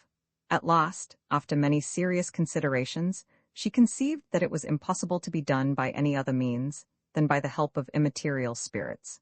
Wherefore she made a convocation of the most learned, witty, and ingenious of all the forementioned sorts of men, and desired to know of them, whether there were any immaterial spirits in their world. First, she inquired of the worm men, whether they had perceived some within the earth. They answered her majesty that they never knew of any such creatures, for whatsoever did dwell within the earth, said they, was embodied and material. Then she asked the flymen whether they had observed any in the air. For you having numerous eyes, said she, will be more able to perceive them than any other creatures. To which they answered her majesty that although spirits, being immaterial, could not be perceived by the worm men in the earth, yet they perceived that such creatures did lodge in the vehicles of the air. Then the empress asked whether they could speak to them, and whether they did understand each other. The flymen answered that those spirits were always clothed in some sort or other of material garments, which garments were their bodies, made, for the most part, of air, and when occasion served, they could put on any other sort of substances, but yet they could not put these substances into any form or shape as they pleased. The empress asked the flymen whether it was possible that she could be acquainted and have some conferences with them. They answered they did verily believe she might. Hereupon the empress commanded the flymen to ask some of the spirits whether they would be pleased to give her a visit. This they did, and after the spirits had presented themselves to the empress, in what shapes or forms, I cannot exactly tell, after some few compliments that passed between them, the empress told the spirits that she questioned not, but they did know how she was a stranger in that world, and by what miraculous means she was arrived there. And since she had a great desire to know the condition of the world she came from, her request to the spirits was to give her some information thereof, especially of those parts of the world where she was born, bred, and educated, as also of her particular friends and acquaintance, all which the spirits did according to her desire. At last, after a great many conferences and particular intelligences, which the spirits gave the empress, to her great satisfaction and content, she inquired after the most famous students, writers, and experimental philosophers in that world, which they gave her a full relation of. Amongst the rest she inquired whether there were none that had found out yet the Jews' Kabbalah. Several have endeavored it, answered the spirits, but those that came nearest, although themselves denied it, were one Dr. D, and one Edward Kelly, the one representing Moses and the other Aaron. For Kelly was to Dr. D as Aaron to Moses. But yet they proved at last but mere cheats, and were described by one of their own countrymen, a famous poet named Ben Jonson, in a play called The Alchemist, where he expressed Kelly by Capt. Face and D by Dr. Subtle, and their two wives by Dol Common, and the widow. By the Spaniard in the play, he meant the Spanish ambassador, and by Sir Epicure Mammon, a Polish lord. The empress remembered that she had seen the play, and asked the spirits whom he meant by the name of Ananias. Some zealous brethren, answered they, in Holland, Germany, and several other places. Then she asked them who was meant by the druggist. Truly, answered the spirits, we have forgot, it being so long since it was made and acted. What, replied the empress, can spirits forget? Yes, said the spirits, for what is past is only kept in memory, if it be not recorded.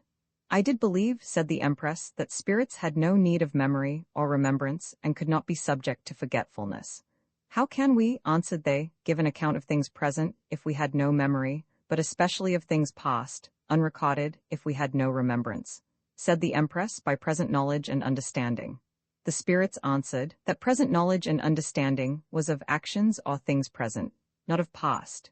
But said the empress, you know what is to come, without memory or remembrance, and therefore you may know what is past without memory and remembrance.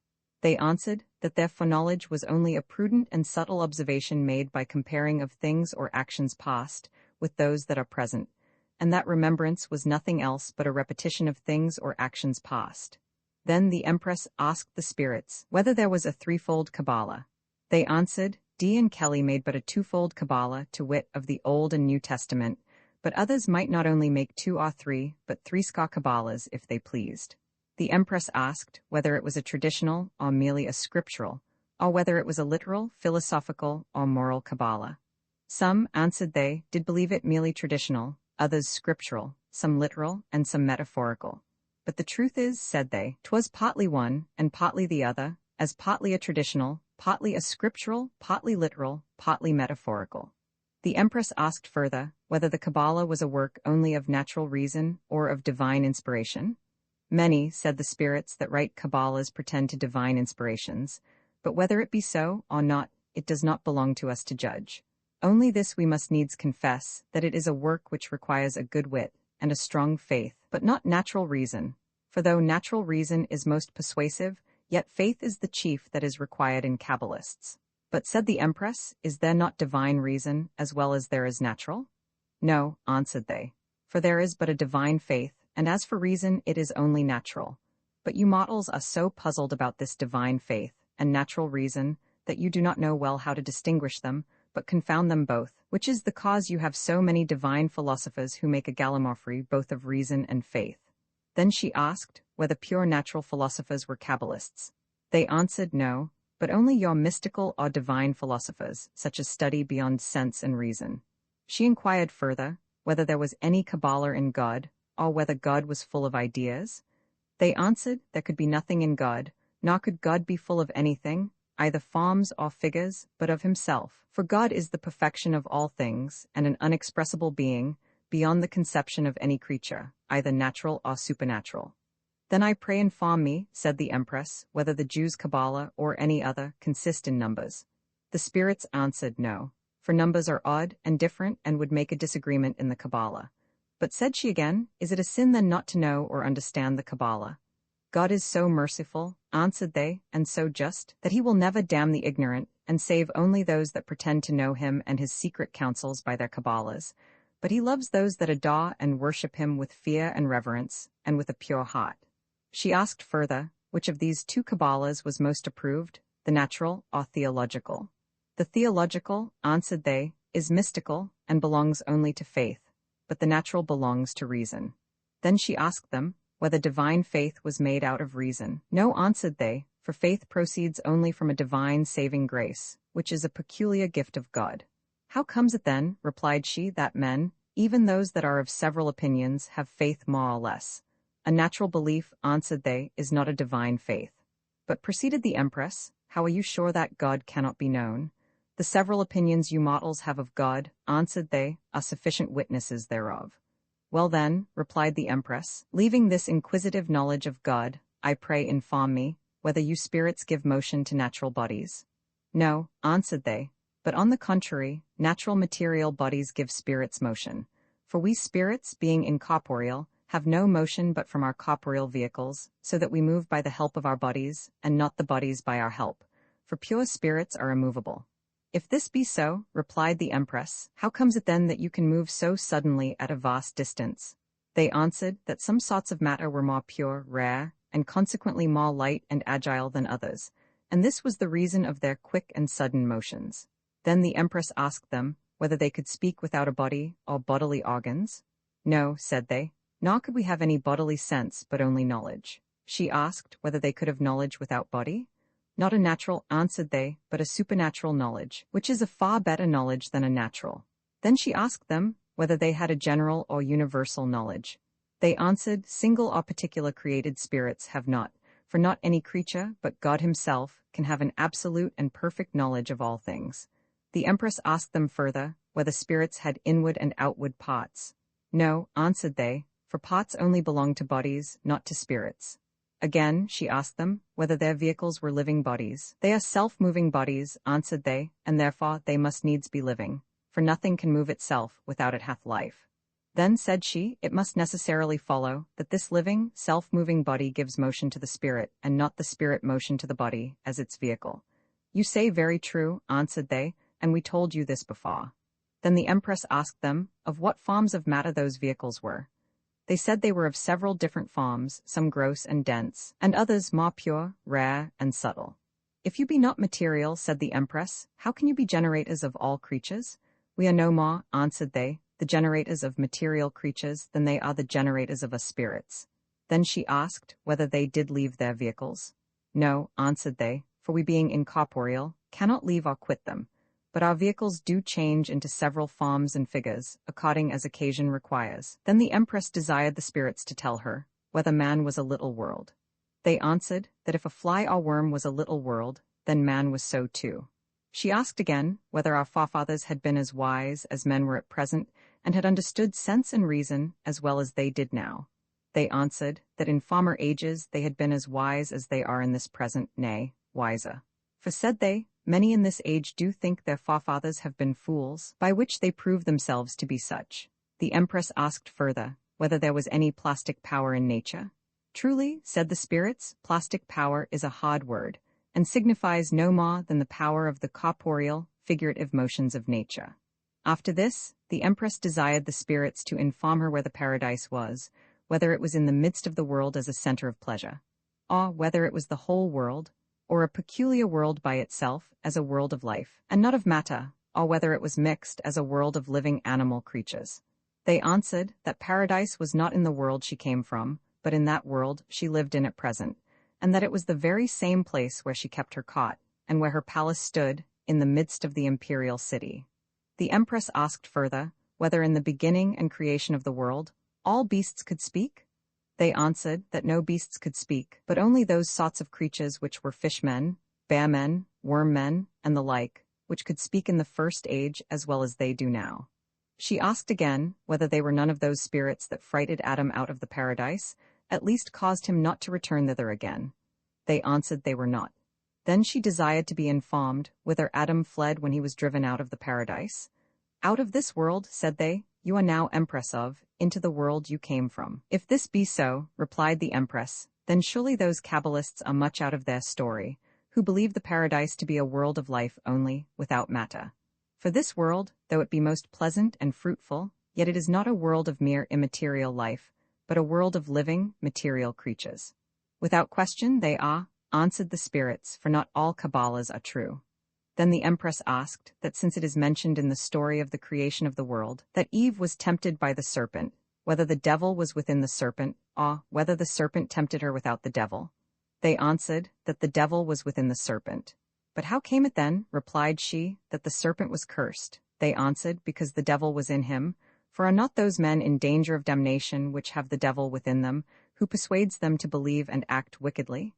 The Empress asked further whether light and the heavens were all one.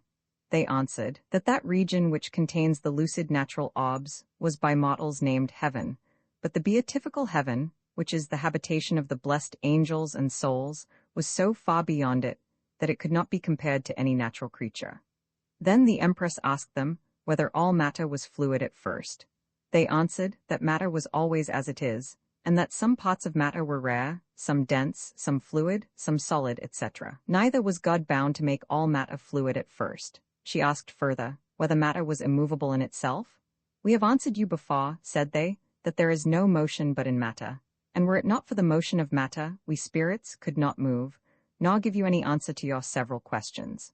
After this, the Empress asked the spirits whether the universe was made within the space of 6 days, or whether by those 6 days were meant so many decrees or commands of God. They answered her that the world was made by the all-powerful decree and command of God, but whether there were 6 decrees or commands or fewer or more, no creature was able to tell. Then she inquired whether there was no mystery in numbers. No other mystery, answered the spirits, but reckoning or counting, for numbers are only marks of remembrance.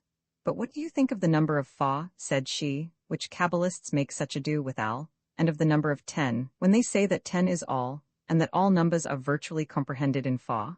We think, answered they, that Kabbalists have nothing else to do but to trouble their heads with such useless fancies. For naturally there is no such thing as prime or all in numbers, nor is there any other mystery in numbers but what man's fancy makes.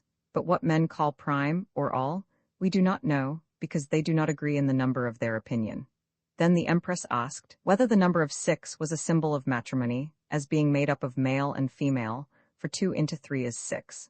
If any number can be a symbol of matrimony, answered the spirits, it is not 6 but 2, if 2 may be allowed to be a number, for the act of matrimony is made up of 2 joined in one. She asked again what they said to the number of 7, whether it was not an emblem of God, because Kabbalists say that it is neither begotten, nor begets any other number. There can be no emblem of God, answered the spirits, for if we do not know what God is, how can we make an emblem of him? Nor is there any number in God, for God is the perfection himself, but numbers are imperfect. And as for the begetting of numbers, it is done by multiplication and addition, but subtraction is as a kind of death to numbers. If there be no mystery in numbers, replied the Empress, then it is in vain to refer the creation of the world to certain numbers, as Kabbalists do. The only mystery of numbers, answered they, concerning the creation of the world, is that as numbers do multiply, so does the world. The Empress asked how far numbers did multiply. The spirits answered, to infinite. Why, said she, infinite cannot be reckoned, nor numbered. No more, answered they, can the parts of the universe. For God's creation, being an infinite action, as proceeding from an infinite power, could not rest upon a finite number of creatures, were it never so great. But leaving the mystery of numbers, proceeded the Empress, let me now desire you to inform me, whether the suns and planets were generated by the heavens or ethereal matter. The spirits answered, that the stars and planets were of the same matter which the heavens, the ether, and all other natural creatures did consist of. But whether they were generated by the heavens or ether, they could not tell. If they be, said they are not like their parents, for the sun, stars, and planets are more splendorous than the ether, as also more solid and constant in their motions. But put the case, the stars and planets were generated by the heavens and the ethereal matter. The question then would be, out of what these are generated or produced? If these be created out of nothing, and not generated out of something, then it is probable the sun, stars and planets are so too. Nay, it is more probable of the stars and planets than of the heavens, or the fluid ether, by reason the stars and planets seem to be further off from mortality than the particular parts of the ether. For no doubt but the parts of the ethereal matter alter into several forms, which we do not perceive of the stars and planets. The Empress asked further, whether they could give her information of the three principles of man, according to the doctrine of the Platonists, as first of the intellect, spirit, or divine light, 2, of the soul of man herself, and 3, of the image of the soul, that is, her vital operation on the body. The spirits answered that they did not understand these three distinctions, but that they seemed to corporeal sense and reason, as if they were three several bodies, or three several corporeal actions. However, said they are intricate conceptions of irregular fancies. If you do not understand them, replied the Empress, how shall human creatures do then? Many, both of your modern and ancient philosophers, answered the spirits, endeavor to go beyond sense and reason, which makes them commit absurdities, for no corporeal creature can go beyond sense and reason, no, not we spirits, as long as we are in our corporeal vehicles. Then the Empress asked them whether there were any atheists in the world. The spirits answered that there were no more atheists than what Kabbalists make. She asked them further whether spirits were of a globous or round figure. They answered that figure belonged to body, but they being immaterial, had no figure. She asked again whether spirits were not like water or fire. They answered that water and fire was material, were it the purest and most refined that ever could be, nay, were it above the heavens. But we are no more like water or fire, said they, than we are like earth. But our vehicles are of several forms, figures, and degrees of substances. Then she desired to know whether their vehicles were made of air. Yes, answered the spirits, some of our vehicles are of thin air. Then I suppose, replied the Empress, that those airy vehicles are your corporeal summer suits. She asked further whether the spirits had not ascending and descending motions as well as other creatures. They answered that properly there was no ascension or descension in infinite nature, but only in relation to particular parts.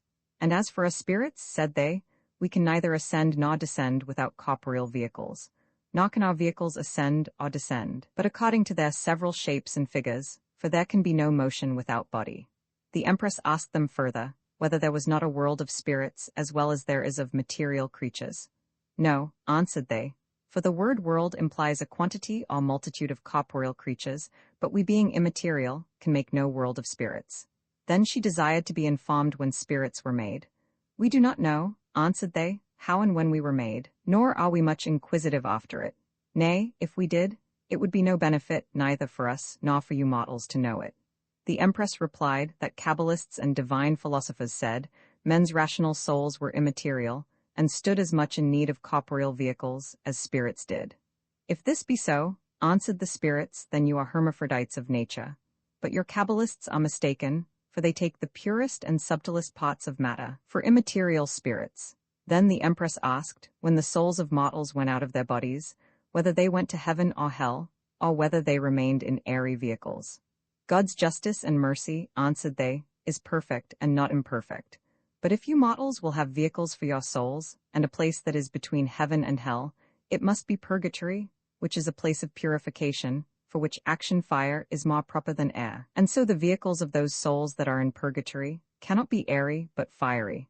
And after this rate there can be but 4 places for human souls to be in, viz. Heaven, hell, purgatory, and this world. But as for vehicles, they are but fancies, not real truths. Then the Empress asked them where heaven and hell was. Your Saviour Christ, answered the spirits, has informed you that there is heaven and hell, but he did not tell you what, nor where they are. Wherefore it is too great a presumption for you mortals to inquire after it. If you do but strive to get into heaven, it is enough, though you do not know where or what it is, for it is beyond your knowledge and understanding. I am satisfied, replied the Empress, and asked further, whether there were any figures or characters in the soul. They answered, where there was no body, there could be no figure.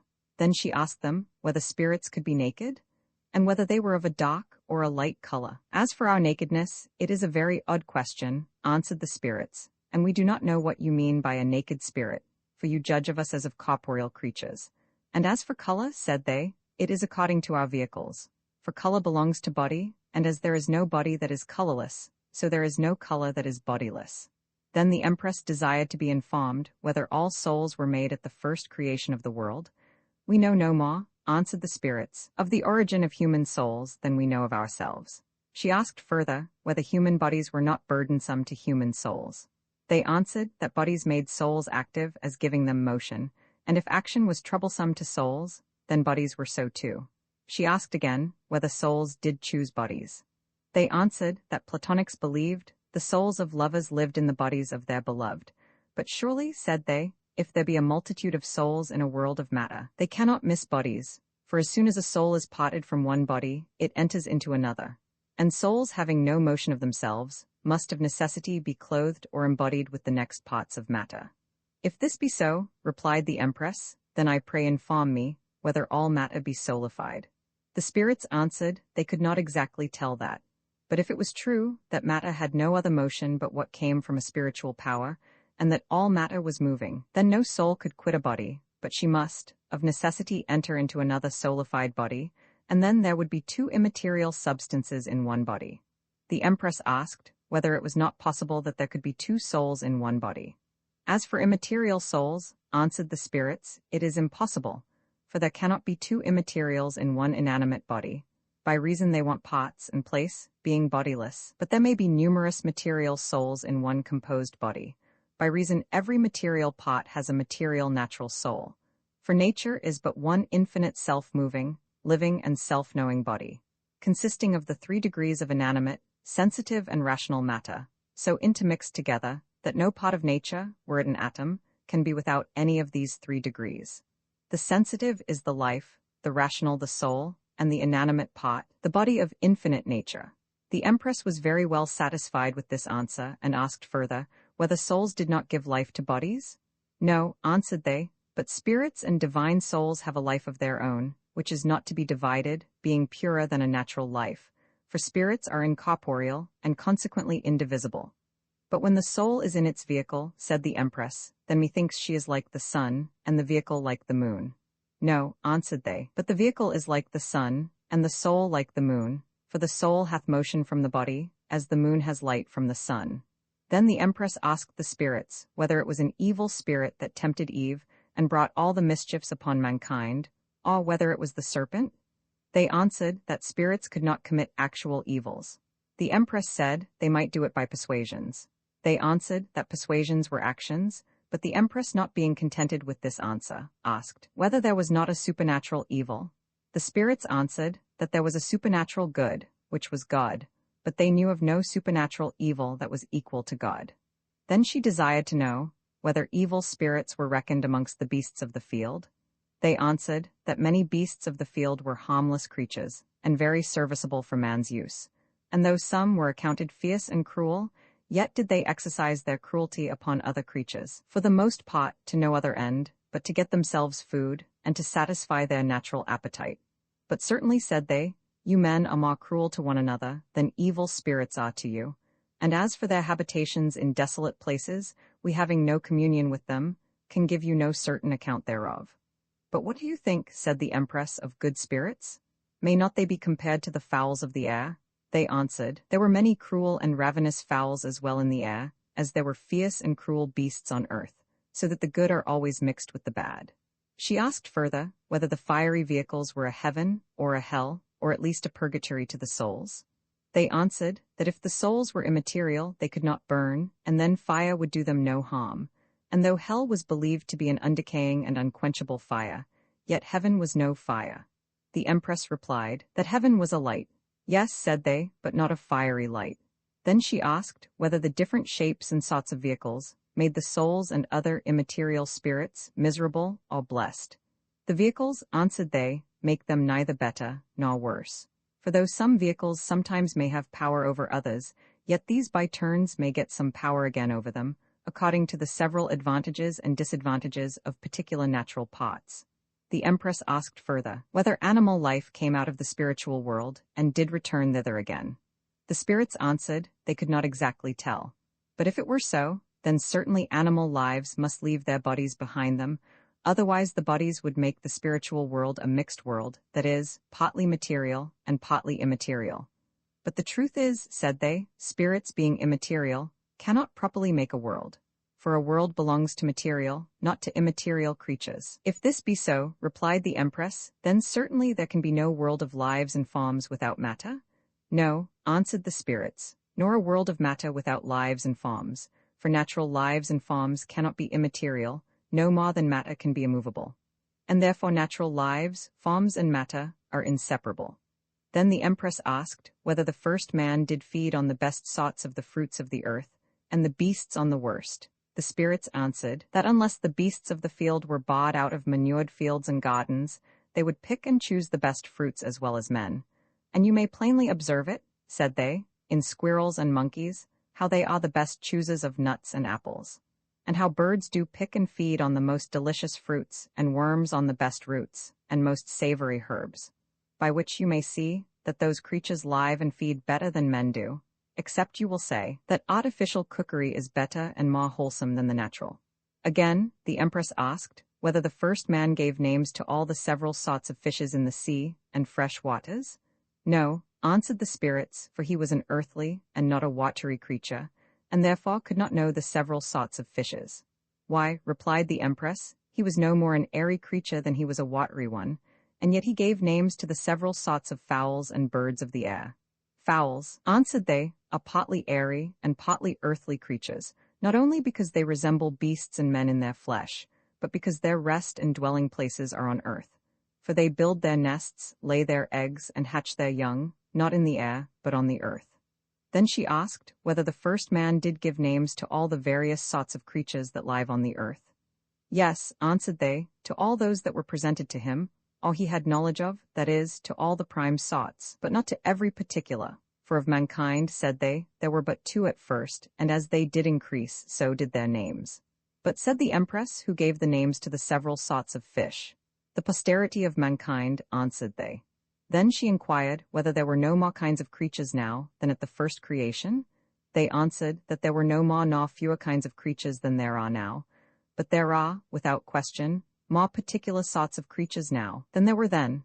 She asked again whether all those creatures that were in paradise were also in Noah's ark. They answered that the principal kinds had been there, but not all the particulars.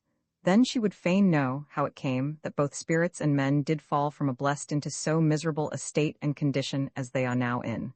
The spirits answered by disobedience. The Empress asked whence this disobedient sin did proceed, but the spirits desired the Empress not to ask them any such questions, because they went beyond their knowledge. Then she begged the spirits to pardon her presumption, for, said she, it is the nature of mankind to be inquisitive.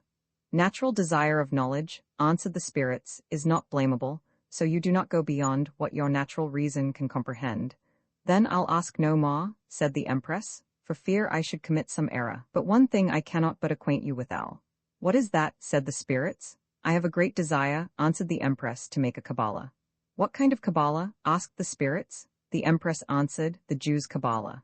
No sooner had the Empress declared her mind, but the spirits immediately disappeared out of her sight, which startled the Empress so much that she fell into a trance, wherein she lay for some while. At last, being come to herself again, she grew very studious, and considering with herself what might be the cause of this strange disaster, conceived at first that perhaps the spirits were tired with hearing and giving answers to her questions. But thinking by herself that spirits could not be tired, she imagined that this was not the true cause of their disappearing, till, after divers debates with her own thoughts, she did verily believe that the spirits had committed some fault in their answers, and that for their punishment they were condemned to the lowest and darkest vehicles. This belief was so fixed in her mind that it put her into a very melancholic humor, and then she sent both for her fly and worm men, and declared to them the cause of her sadness. "'Tis not so much," said she, "the vanishing of those spirits that makes me melancholic, but that I should be the cause of their miserable condition, and that those harmless spirits should, for my sake, sink down into the black and dark abyss of the earth." The worm men comforted the Empress, telling her that the earth was not so horrid a dwelling as she did imagine. For, said they, not only all minerals and vegetables but several sorts of animals can witness that the earth is a warm, fruitful, quiet, safe, and happy habitation, and though they want the light of the sun, yet are they not in the dark, but there is light even within the earth, by which those creatures do see that dwell therein. This relation settled her Majesty's mind a little, but yet she being desirous to know the truth, where, and in what condition those spirits were, commanded both the fly and worm men to use all labor and industry to find them out. Whereupon the worm men straight descended into the earth, and the fly men ascended into the air. After some short time, the worm men returned and told the Empress that when they went into the earth, they inquired of all the creatures they met withal, whether none of them had perceived such or such spirits, until at last, coming to the very center of the earth, they were truly informed that those spirits had stayed some time there, but at last were gone to the antipodes on the other side of the terrestrial globe, diametrically opposite to theirs. The fly men seconded the worm men, assuring Her Majesty that their relation was very true. For, said they, we have rounded the earth, and just when we came to the antipodes, we met those spirits in a very good condition, and acquainted them that your Majesty was very much troubled at their sudden departure, and feared they should be buried in the darkness of the earth.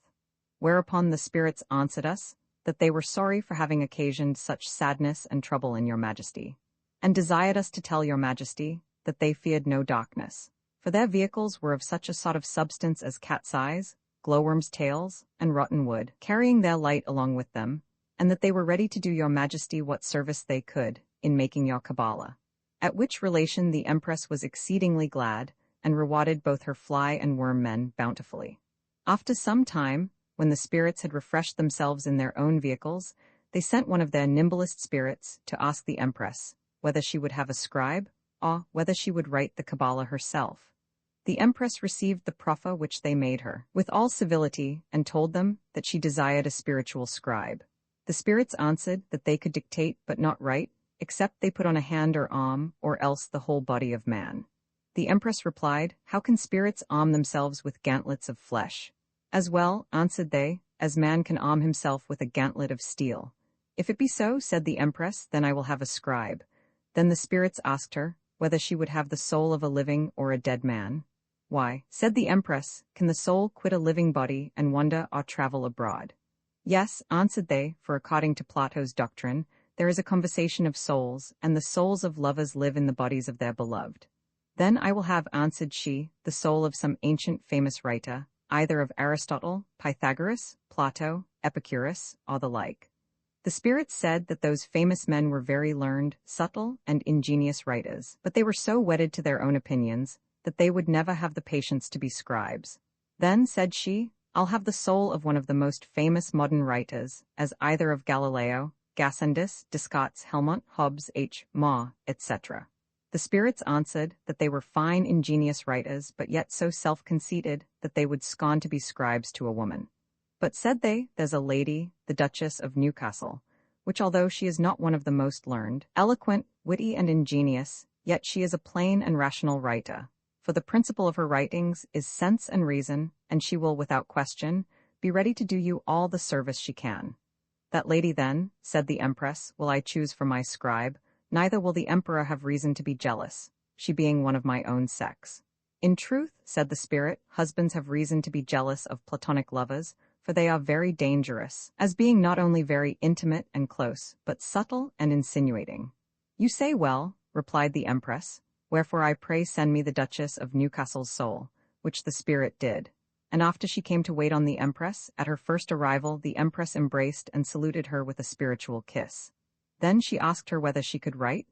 Yes, answered the Duchess's soul, but not so intelligibly that any reader whatsoever may understand it, unless he be taught to know my characters, for my letters are rather like characters than well-formed letters. Said the Empress, you were recommended to me by an honest and ingenious spirit. Surely, answered the Duchess, the spirit is ignorant of my handwriting. The truth is, said the Empress, he did not mention your handwriting, but he informed me that you write sense and reason, and if you can but write so, that any of my secretaries may learn your hand, they shall write it out fair and intelligible. The Duchess answered that she questioned not but it might easily be learned in a short time. But said she to the Empress, what is it that your Majesty would have written? She answered, the Jew's Kabbalah. Then your only way for that is, said the Duchess, to have the soul of some famous Jew. Nay, if your Majesty please, I scruple not, but you may as easily have the soul of Moses as of any other. That cannot be, replied the Empress, for no mortal knows where Moses is. But said the Duchess, human souls are immortal. However, if this be too difficult to be obtained, you may have the soul of one of the chief rabbis or sages of the tribe of Levi, who will truly instruct you in that mystery. Whenas otherwise, your Majesty will be apt to mistake, and 1,000 to 1 will commit gross errors. No, said the Empress, for I shall be instructed by spirits. Alas, said the Duchess, spirits are as ignorant as mortals in many cases. For no created spirits have a general or absolute knowledge, nor can they know the thoughts of men, much less the mysteries of the great Creator, unless he be pleased to inspire into them the gift of divine knowledge. Then, I pray, said the Empress, let me have your counsel in this case. The Duchess answered, if your Majesty will be pleased to hearken to my advice, I would desire you to let that work alone, for it will be of no advantage either to you or your people, unless you were of the Jews' religion. Nay, if you were, the vulgar interpretation of the Holy Scripture would be more instructive, and more easily believed, than your mystical way of interpreting it. For had it been better and more advantageous for the salvation of the Jews, surely Moses would have saved after ages that labor by his own explanation, he being not only a wise, but a very honest, zealous, and religious man. Wherefore the best way, said she, is to believe with the generality the literal sense of the Scripture, and not to make interpretations every one according to his own fancy, but to leave that work for the learned, or those that have nothing else to do. Neither do I think, said she, that God will damn those that are ignorant therein, or suffer them to be lost for want of a mystical interpretation of the Scripture. Then, said the Empress, I'll leave the Scripture, and make a philosophical Kabbalah. The Duchess told her that sense and reason would instruct her of nature as much as could be known, and as for numbers, they were infinite, but to add nonsense to infinite would breed a confusion, especially in human understanding. Then, replied the Empress, I'll make a moral Kabbalah. The only thing, answered the Duchess, in morality, is but to fear God, and to love his neighbor, and this needs no further interpretation. But then I'll make a political Kabbalah, said the Empress. The Duchess answered that the chief and only ground in government was but reward and punishment, and required no further Kabbalah. But said she, if your Majesty were resolved to make a Kabbalah, I would advise you, rather to make a poetical or romancical Kabbalah, wherein you may use metaphors, allegories, similitudes, etc., and interpret them as you please. With that the Empress thanked the Duchess, and embracing her soul, told her she would take her counsel. She made her also her favorite, and kept her some time in that world, and by this means the Duchess came to know and give this relation of all that passed in that rich, populous, and happy world. And after some time, the Empress gave her leave to return to her husband and kindred into her native world, but upon condition that her soul should visit her now and then, which she did, and truly their meeting did produce such an intimate friendship between them that they became platonic lovers, although they were both females. One time, when the Duchess her soul was with the Empress, she seemed to be very sad and melancholy, at which the Empress was very much troubled, and asked her the reason of her melancholic humour. Truly, said the Duchess to the Empress, for between dear friends there's no concealment, they being like several parts of one united body, my melancholy proceeds from an extreme ambition. The Empress asked what the height of her ambition was. The Duchess answered that neither she herself, nor no creature in the world was able to know either the height, depth, or breadth of her ambition, but said she, my present desire is that I would be a great princess. The Empress replied, so you are, for you are a princess of the fourth or fifth degree. For a duke or duchess is the highest title or honor that a subject can arrive to, as being the next to a king's title. And as for the name of a prince of princess, it belongs to all that are adopted to the crown, so that those that can add a crown to their arms are princes, and therefore a duke is a title above a prince. For example, the Duke of Savoy, the Duke of Florence, the Duke of Lorraine, as also king's brothers, are not called by the name of princes, but dukes, this being the higher title. "'Tis true," answered the duchess, "unless it be king's eldest sons, and they are created princes." "Yes," replied the empress, "but no sovereign does make a subject equal to himself, such as king's eldest sons partly are.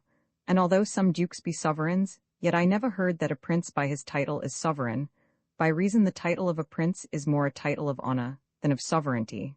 For, as I said before, it belongs to all that are adopted to the crown." "Well," said the duchess, "setting aside this dispute, my ambition is, that I would fain be as you are, that is, an empress of a world, and I shall never be at quiet until I be one." "I love you so well," replied the empress, "that I wish with all my soul you had the fruition of your ambitious desire, and I shall not fail to give you my best advice how to accomplish it.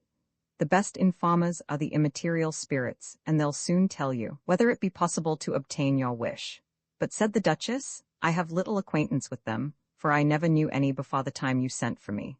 "They know you," replied the empress, "for they told me of you, and were the means and instrument of your coming hither. Wherefore I'll confer with them, and inquire whether there be not another world, whereof you may be empress as well as I am of this."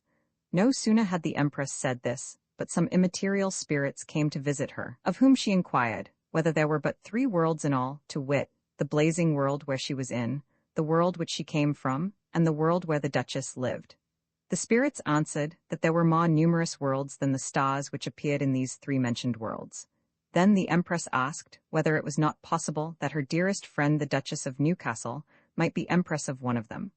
"Although there be numerous, nay, infinite worlds," answered the spirits, "yet none is without government. But is none of these worlds so weak," said she, "that it may be surprised or conquered?" The spirits answered that Lucian's world of lights had been for some time in a snuff, but of late years one Helmont had got it, who since he was emperor of it, had so strengthened the immortal parts thereof with mortal outworks, as it was for the present impregnable. Said the empress, "If there be such an infinite number of worlds, I am sure, not only my friend, the duchess, but any other might obtain one." "Yes," answered the spirits, "if those worlds were uninhabited, but they are as populous as this your majesty governs." "Why," said the empress, "it is not possible to conquer a world." "No," answered the spirits, "but, for the most part, conquerors seldom enjoy their conquest, for they being more feared than loved, most commonly come to an untimely end." "If you will but direct me," said the duchess to the spirits, "which world is easiest to be conquered, her majesty will assist me with means, and I will trust to fate and fortune, for I had rather die in the adventure of noble achievements than live in obscure and sluggish security, since by the one I may live in a glorious fame, and by the other I am buried in oblivion." The spirits answered that the lives of fame were like other lives, for some lasted long, and some died soon. "'Tis true," said the duchess, "but yet the shortest-lived fame lasts longer than the longest life of man." "But," replied the spirits, "if occasion does not serve you, you must content yourself to live without such achievements that may gain you a fame.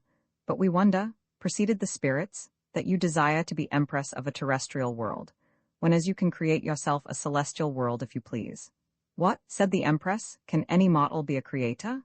"Yes," answered the spirits, "for every human creature can create an immaterial world fully inhabited by immaterial creatures, and populous of immaterial subjects such as we are, and all this within the compass of the head or skull.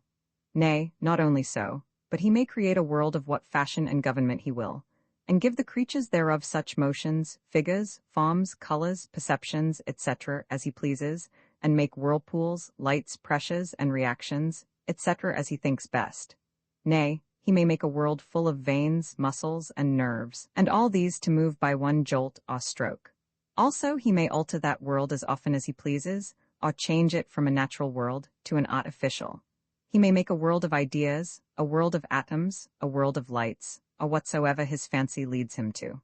And since it is in your power to create such a world, what need you to venture life, reputation, and tranquility to conquer a gross material world? For you can enjoy no more of a material world than a particular creature is able to enjoy, which is but a small pot, considering the compass of such a world.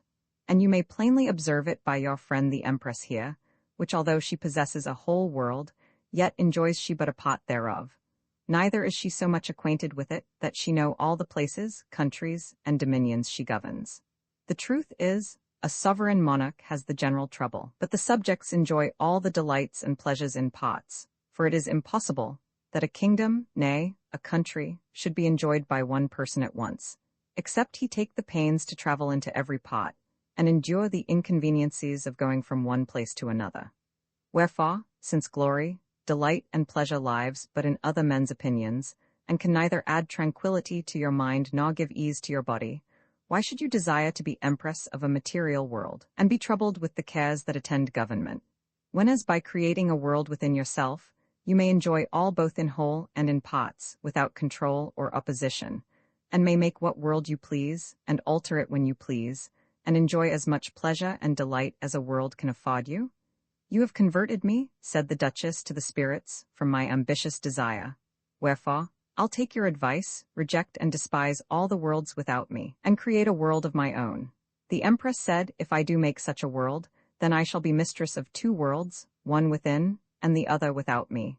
That your majesty may, said the spirits, and so left these two ladies to create two worlds within themselves, who did also part from each other, until such time as they had brought their worlds to perfection.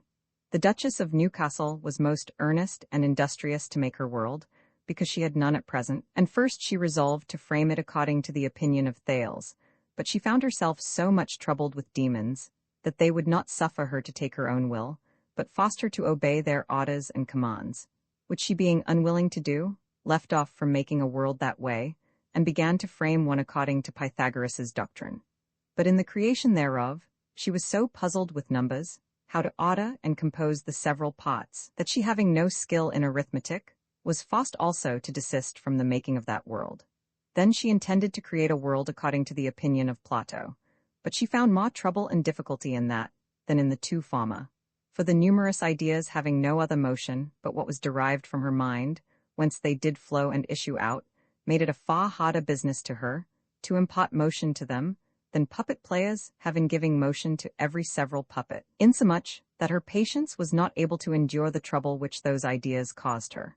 Wherefore she annihilated also that world, and was resolved to make one according to the opinion of Epicurus, which she had no sooner begun, but the infinite atoms made such a mist, that it quite blinded the perception of her mind. Neither was she able to make a vacuum as a receptacle for those atoms, or a place which they might retire into. So that partly for the want of it, and of a good order and method, the confusion of those atoms produced such strange and monstrous figures, as did more affright than delight her, and caused such a chaos in her mind, as had almost dissolved it. At last, having with much ado cleansed and cleared her mind of these dusty and misty particles, she endeavored to create a world according to Aristotle's opinion, but remembering that her mind, as most of the learned hold it, was immaterial, and that, according to Aristotle's principle, out of nothing, nothing could be made, she was forced also to desist from that work, and then she fully resolved not to take any more patterns from the ancient philosophers, but to follow the opinions of the moderns. And to that end, she endeavored to make a world according to Descartes's opinion. But when she had made the ethereal globules, and set them a-moving by a strong and lively imagination, her mind became so dizzy with their extraordinary swift turning round, that it almost put her into a swoon. For her thoughts, but their constant tottering, did so stagger, as if they had all been drunk. Wherefore she dissolved that world, and began to make another, according to Hobbes's opinion. But when all the parts of this imaginary world came to press and drive each other, they seemed like a company of wolves that worry sheep, or like so many dogs that hunt after hares. And when she found a reaction equal to those pressures, her mind was so squeezed together that her thoughts could neither move forward nor backward, which caused such an horrible pain in her head, that although she had dissolved that world, yet she could not, without much difficulty, settle her mind, and free it from that pain which those pressures and reactions had caused in it. At last, when the Duchess saw that no patterns would do her any good in the framing of her world, she was resolved to make a world of her own invention, and this world was composed of sensitive and rational self-moving matter. Indeed, it was composed only of the rational, which is the subtlest and purest degree of matter. For as the sensitive did move and act both to the perceptions and consistency of the body, so this degree of matter at the same point of time, for though the degrees are mixed, yet the several parts may move several ways at one time, did move to the creation of the imaginary world, which world after it was made, appeared so curious and full of variety, so well ordered and wisely governed, that it cannot possibly be expressed by words, nor the delight and pleasure which the Duchess took in making this world of her own. In the meantime, the Empress was also making and dissolving several worlds in her own mind, and was so puzzled that she could not settle in any of them. Wherefore she sent for the Duchess, who being ready to wait on the Empress, carried her beloved world along with her, and invited the Empress's soul to observe the frame, order, and government of it. Her Majesty was so ravished with the perception of it, that her soul desired to live in the Duchess's world. But the Duchess advised her to make such another world in her own mind. For said she, "Your Majesty's mind is full of rational corporeal motions, and the rational motions of my mind shall assist you, by the help of sensitive expressions, with the best instructions they are able to give you."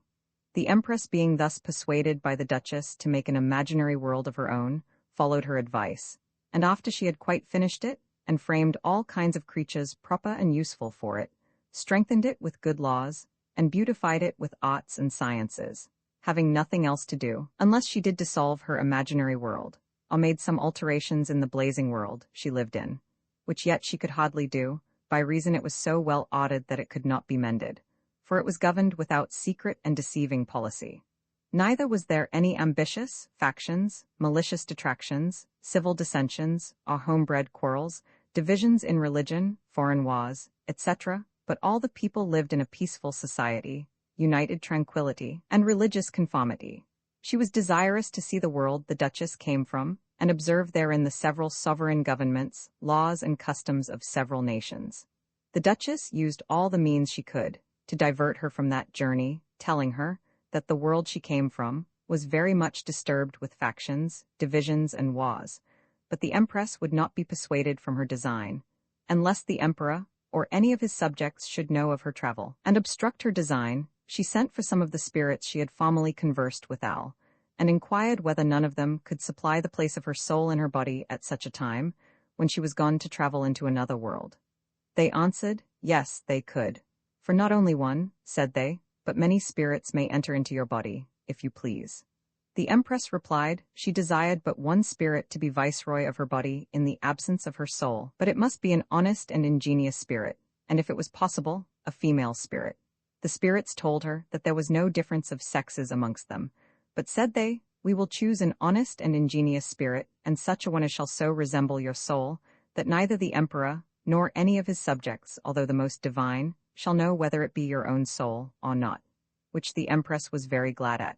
And after the spirits were gone, asked the Duchess how her body was supplied in the absence of her soul, who answered her Majesty that her body, in the absence of her soul, was governed by her sensitive and rational corporeal motions.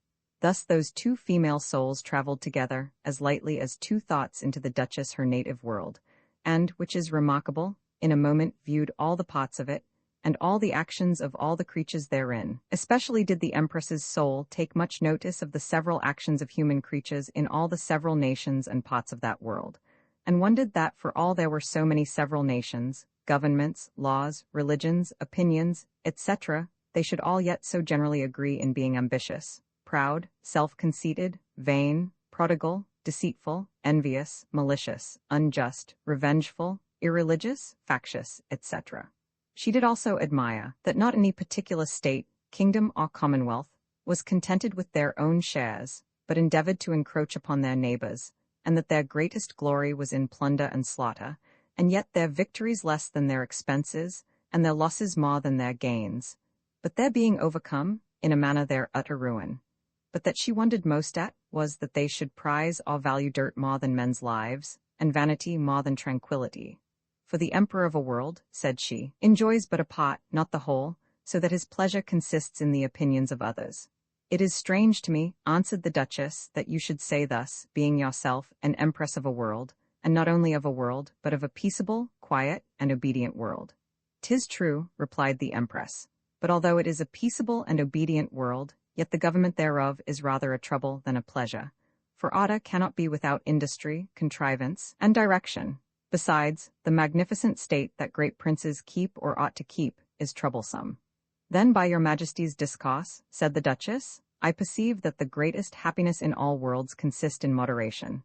No doubt of it, replied the Empress.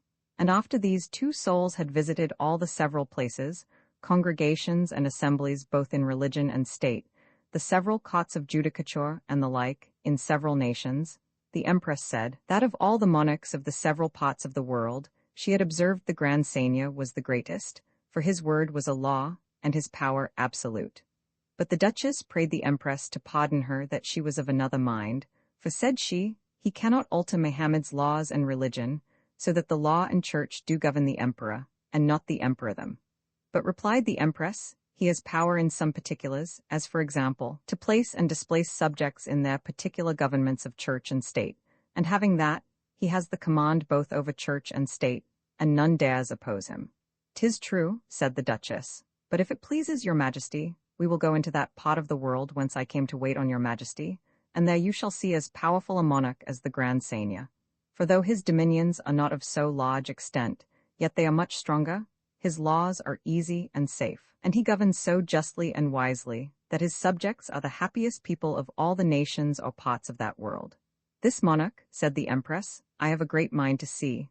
Then they both went, and in a short time arrived into his dominions, but coming into the metropolitan city, the Empress's soul observed many gallants go into an house, and inquiring of the Duchess's soul what house that was. She told her, it was one of the theatres where comedies and tragedies were acted. The Empress asked whether they were real. No, said the Duchess, they are feigned. Then the Empress desired to enter into the theatre, and when she had seen the play that was asked, the Duchess asked her how she liked that recreation. I like it very well, said the Empress, but I observe that the actors make a better show than the spectators, and the scenes are better than the actors, and the music and dancing is more pleasant and acceptable than the play itself. For I see, the scenes stand for wit, the dancing for humor, and the music is the chorus. I am sorry, replied the Duchess, to hear your majesty say so, for if the wits of this part of the world should hear you, they would condemn you. What, said the Empress, would they condemn me for preferring a natural face before a signpost, or a natural humor before an artificial dance, or music before a true and profitable relation? As for relation, replied the Duchess, our poets defy and condemn it into a chimney corner, fitter for old women's tales than theatres. Why, said the Empress, do not your poets' actions comply with their judgments? For their plays are composed of old stories, either of Greek or Roman, or some new-found world. The Duchess answered Her Majesty that it was true that all or most of their plays were taken out of old stories, but yet they had new actions, which being joined to old stories, together with the addition of new prologues, scenes, music, and dancing, made new plays. After this, both the souls went to the court, where all the royal family was together, attended by the chief of the nobles of their dominions, which made a very magnificent show. And when the soul of the Empress viewed the king and queen, she seemed to be in a maze, which the Duchess's soul perceiving, asked the Empress how she liked the king, the queen, and all the royal race. She answered that in all the monarchs she had seen in that world, she had not found so much majesty and affability mixed so exactly together, that none did overshadow or eclipse the other. And as for the queen, she said, that virtue sat triumphant in her face, and piety was dwelling in her heart, and that all the royal family seemed to be endued with a divine splendor. But when she had heard the king discourse, she believed that Mercury and Apollo had been his celestial instructors, and my dear lord and husband, added the Duchess, has been his earthly governor. But after some short stay in the court, the Duchess's soul grew very melancholy. The Empress asking the cause of her sadness, she told her that she had an extreme desire to converse with the soul of her noble lord and dear husband, and that she was impatient of a longer stay. The Empress desired the Duchess to have but patience so long, until the king, the queen, and the royal family were retired, and then she would bear her company to her lord and husband's soul, who at that time lived in the country some 112 miles off, which she did. And thus these two souls went towards those parts of the kingdom where the Duke of Newcastle was. But one thing I forgot all this while, which is, that although thoughts are the natural language of souls, Yet by reason souls cannot travel without vehicles, they use such language as the nature and propriety of their vehicles require, and the vehicles of those two souls being made of the purest and finest sort of air, and of a human shape. This purity and fineness was the cause that they could neither be seen nor heard by any human creature. Whenas, had they been of some grosser sort of air, the sound of that air's language would have been as perceptible as the blowing of Zephyrus. And now, to return to my former story, when the Empress's and Duchess's soul were travelling into Nottinghamshire, for that was the place where the Duke did reside, passing through the forest of Sherwood, the Empress's soul was very much delighted with it, as being a dry, plain and woody place, very pleasant to travel in, both in winter and summer. For it is neither much dirty nor dusty at no time. At last they arrived at Welbeck, a house where the Duke dwelled, surrounded all with wood, so close and full, that the Empress took great pleasure and delight therein, and told the Duchess she never had observed more wood in so little compass in any part of the kingdom she had passed through. The truth is, said she, there seems to be more wood on the seas, she meaning the ships, than on the land. The Duchess told her the reason was that there had been a long civil war in that kingdom, in which most of the best timber trees and principal palaces were ruined and destroyed. And my dear lord and husband, said she, has lost by it half his woods, besides many houses, land, and movable goods, so that all the loss out of his particular estate did amount to above £500,000. I wish, said the Empress, he had some of the gold that is in the blazing world to repair his losses. The Duchess most humbly thanked her Imperial Majesty for her kind wishes, but said she, wishes will not repair his ruins. However, God has given my noble lord and husband great patience, by which he bears all his losses and misfortunes. As last they entered into the Duke's house, an habitation not so magnificent as useful, and when the Empress saw it, has the Duke, said she, no other house but this?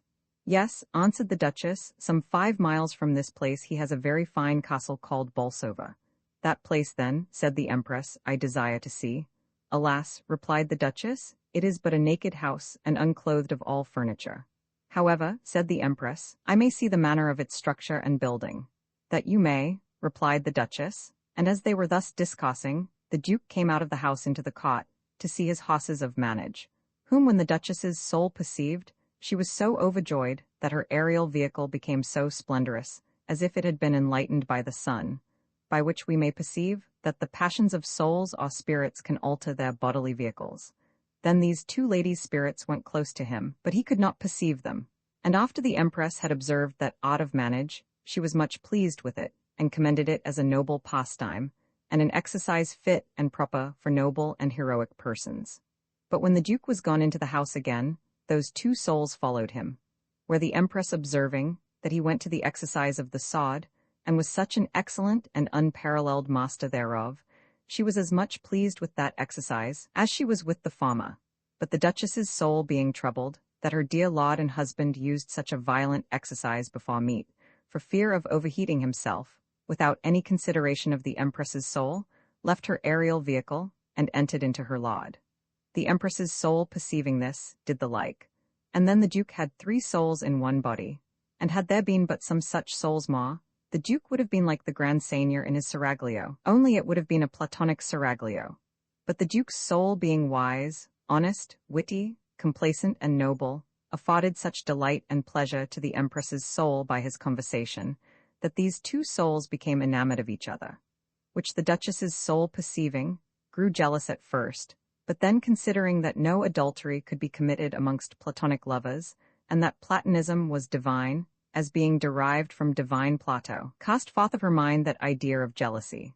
Then the conversation of these 3 souls was so pleasant that it cannot be expressed, for the Duke's soul entertained the Empress's soul with scenes, songs, music, witty discourses, pleasant recreations, and all kinds of harmless sports, so that the time passed away faster than they expected. At last a spirit came and told the Empress that although neither the Emperor nor any of his subjects knew that her soul was absent, yet the Emperor's soul was so sad and melancholy for want of his own beloved soul, that all the imperial court took notice of it. Wherefore he advised the Empress's soul to return into the blazing world, into her own body she left there, which both the Duke's and Duchess's soul was very sorry for, and wished that, if it had been possible, the Empress's soul might have stayed a longer time with them. But seeing it could not be otherwise, they pacified themselves. But before the Empress returned into the blazing world, the Duchess desired a favor of her, to wit, that she would be pleased to make an agreement between her noble lord and Fortune. Why, said the Empress, are they enemies? Yes, answered the Duchess, and they have been so ever since I have been his wife. Nay, I have heard my lord say that she hath crossed him in all things, ever since he could remember. I am sorry for that, replied the Empress, but I cannot discourse with Fortune without the help of an immaterial spirit, and that cannot be done in this world, for I have no fly nor birdmen here to send into the region of the air, where, for the most part, their habitations are. The Duchess said she would entreat her lord to send an attorney or lawyer to plead his cause. Fortune will bribe them, replied the Empress, and so the Duke may chance to be cast. Wherefore the best way will be for the Duke to choose a friend on his side, and let Fortune choose another, and try whether by this means it be possible to compose the difference. The Duchess said they will never come to an agreement unless there be a judge or umpire to decide the case. A judge, replied the Empress, is easy to be had, but to get an impartial judge is a thing so difficult that I doubt we shall hardly find one. For there is none to be had, neither in nature nor in hell, but only from heaven, and how to get such a divine and celestial judge, I cannot tell. Nevertheless, if you will go along with me into the blazing world, I'll try what may be done. 'Tis my duty, said the Duchess, to wait on your Majesty, and I shall most willingly do it, for I have no other interest to consider. Then the Duchess spake to the Duke concerning the difference between him and Fortune, and how it was her desire that they might be friends. The Duke answered that for his part he had always with great industry sought her friendship, but as yet he could never obtain it, for she had always been his enemy. However, said he, I'll try and send my two friends, Prudence and Honesty, to plead my cause. Then these two friends went with the Duchess and the Empress into the blazing world, for it is to be observed that they are somewhat like spirits because they are immaterial, although their actions are corporeal. And after their arrival there, when the Empress had refreshed herself, and rejoiced with the Emperor, she sent her flymen for some of the spirits, and desired their assistance, to compose the difference between Fortune and the Duke of Newcastle. But they told her Majesty that Fortune was so inconstant that although she would perhaps promise to hear their cause pleaded, yet it was 1,000 to 1 whether she would ever have the patience to do it. Nevertheless, upon her Majesty's request, they tried their utmost, and at last prevailed with Fortune so far that she chose folly and rashness for her friends, but they could not agree in choosing a judge, until at last, with much ado, they concluded that truth should hear and decide the cause. Thus all being prepared, and the time appointed, both the Empress and Duchess's soul went to hear them plead.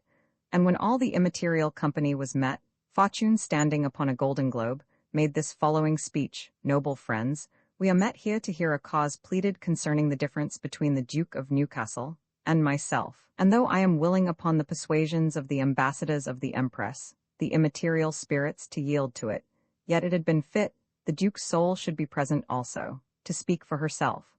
But since she is not here, I shall declare myself to his wife, and his friends, as also to my friends, especially the Empress, to whom I shall chiefly direct my speech. First, I desire your Imperial Majesty may know that this Duke who complains or exclaims so much against me hath been always my enemy, for he has preferred honesty and prudence before me, and slighted all my favors. Nay, not only thus, but he did fight against me, and preferred his innocence before my power.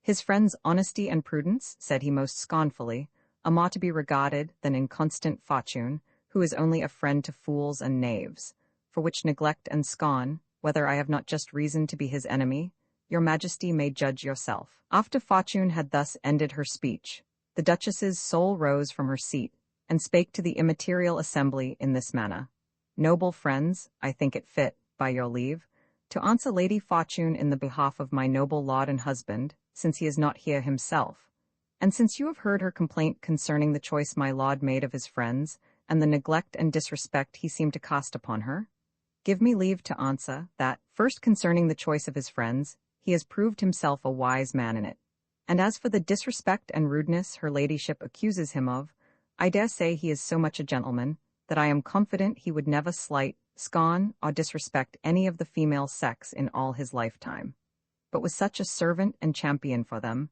that he ventured life and estate in their service.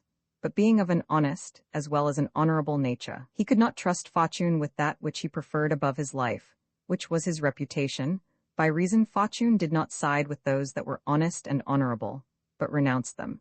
And since he could not be of both sides, he chose to be of that which was agreeable both to his conscience, nature, and education, for which choice Fortune did not only declare herself his open enemy, but fought with him in several battles. Nay, many times, hand to hand.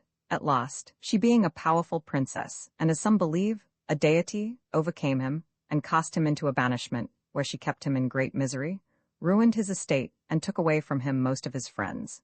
Nay, even when she favored many that were against her, she still frowned on him, all which he endured with the greatest patience, and with that respect to Lady Fortune, that he did never in the least endeavour to disoblige any of her favourites, but was only sorry that he, an honest man, could find no favour in her cot, and since he did never injure any of those she favoured, he neither was an enemy to her ladyship, but gave her always that respect and worship which belonged to her power and dignity, and is still ready at any time honestly and prudently to serve her. He only begs, her ladyship would be his friend for the future, as she hath been his enemy in times past. As soon as the Duchess's speech was ended, Folly and Rashness started up, and both spake so thick and fast at once, that not only the assembly, but themselves were not able to understand each other, at which Fortune was somewhat out of countenance, and commanded them either to speak singly or be silent. But Prudence told her ladyship she should command them to speak wisely as well as singly. Otherwise, said she, it were best for them not to speak at all, which Fortune resented very ill, and told Prudence she was too bold, and then commanded Folly to declare what she would have made known. But her speech was so foolish, mixed with such nonsense, that none knew what to make of it. Besides, it was so tedious that Fortune bid her to be silent, and commanded Rashness to speak for her, who began after this manner: Great Fortune, the Duchess of Newcastle has proved herself, according to report, a very proud and ambitious lady, in presuming to answer you her own self, in this noble assembly without your command, in a speech wherein she did not only contradict you, but preferred honesty and prudence before you, saying that her lord was ready to serve you honestly and prudently, which presumption is beyond all pardon, and if you allow honesty and prudence to be above you, none will admire, worship, or serve you, but you'll be forced to serve yourself, and will be despised, neglected, and scorned by all, and from a deity become a miserable, dirty, begging mortal in a churchyard porch, or nobleman's gate, wherefore to prevent such disasters, fling as many misfortunes and neglects on the Duke and Duchess of Newcastle, and their two friends, as your power is able to do. Otherwise prudence and honesty will be the chief and only moral deities of mortals. Rashness having thus ended her speech, Prudence rose and declared herself in this manner: Beautiful Truth, Great Fortune, and you the rest of my noble friends, I am come a great and long journey in the behalf of my dear friend, the Duke of Newcastle, not to make more wounds, but, if it be possible, to heal those that are made already. Neither do I presume to be a deity, but my only request is, that you would be pleased to accept of my offering, I being an humble and devout supplicant, and since no offering is more acceptable to the gods than the offering of peace, in order to that, I desire to make an agreement between Fortune and the Duke of Newcastle. Thus she spake, and as she was going on, up started Honesty, for she has not always so much discretion as she ought to have, and interrupted Prudence. I came not here, said she, to hear Fortune flattered, but to hear the cause decided between Fortune and the Duke. Neither came I hither to speak rhetorically and eloquently, but to propound the case plainly and truly, and I'll have you know, that the Duke, whose cause we argue, was and is my foster son, for I honesty bred him from his childhood, and made a perpetual friendship betwixt him and gratitude, charity, and generosity, and put him to school to Prudence, who taught him wisdom, and informed him in the rules of temperance, patience, justice, and the like. Then I put him into the University of Honor, where he learned all honorable qualities, arts, and sciences.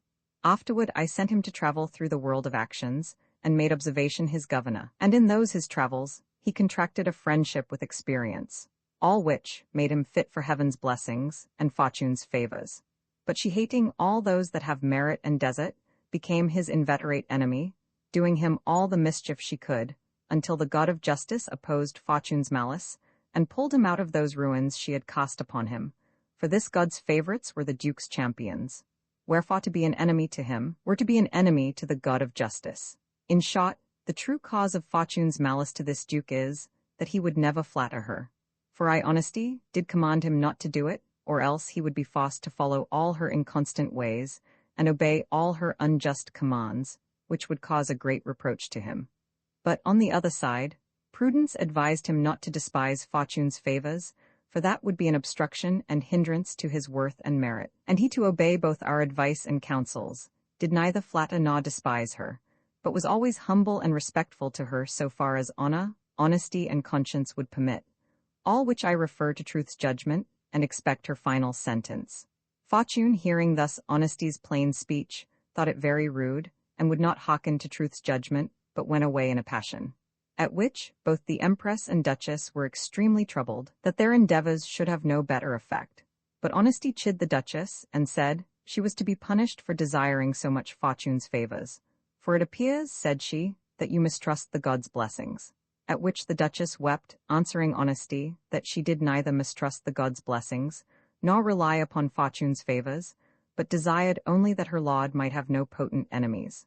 The Empress, being much troubled to see her weep, told honesty in anger. She wanted the discretion of prudence, for though you are commended, said she, yet you are apt to commit many indiscreet actions, unless prudence be your guide.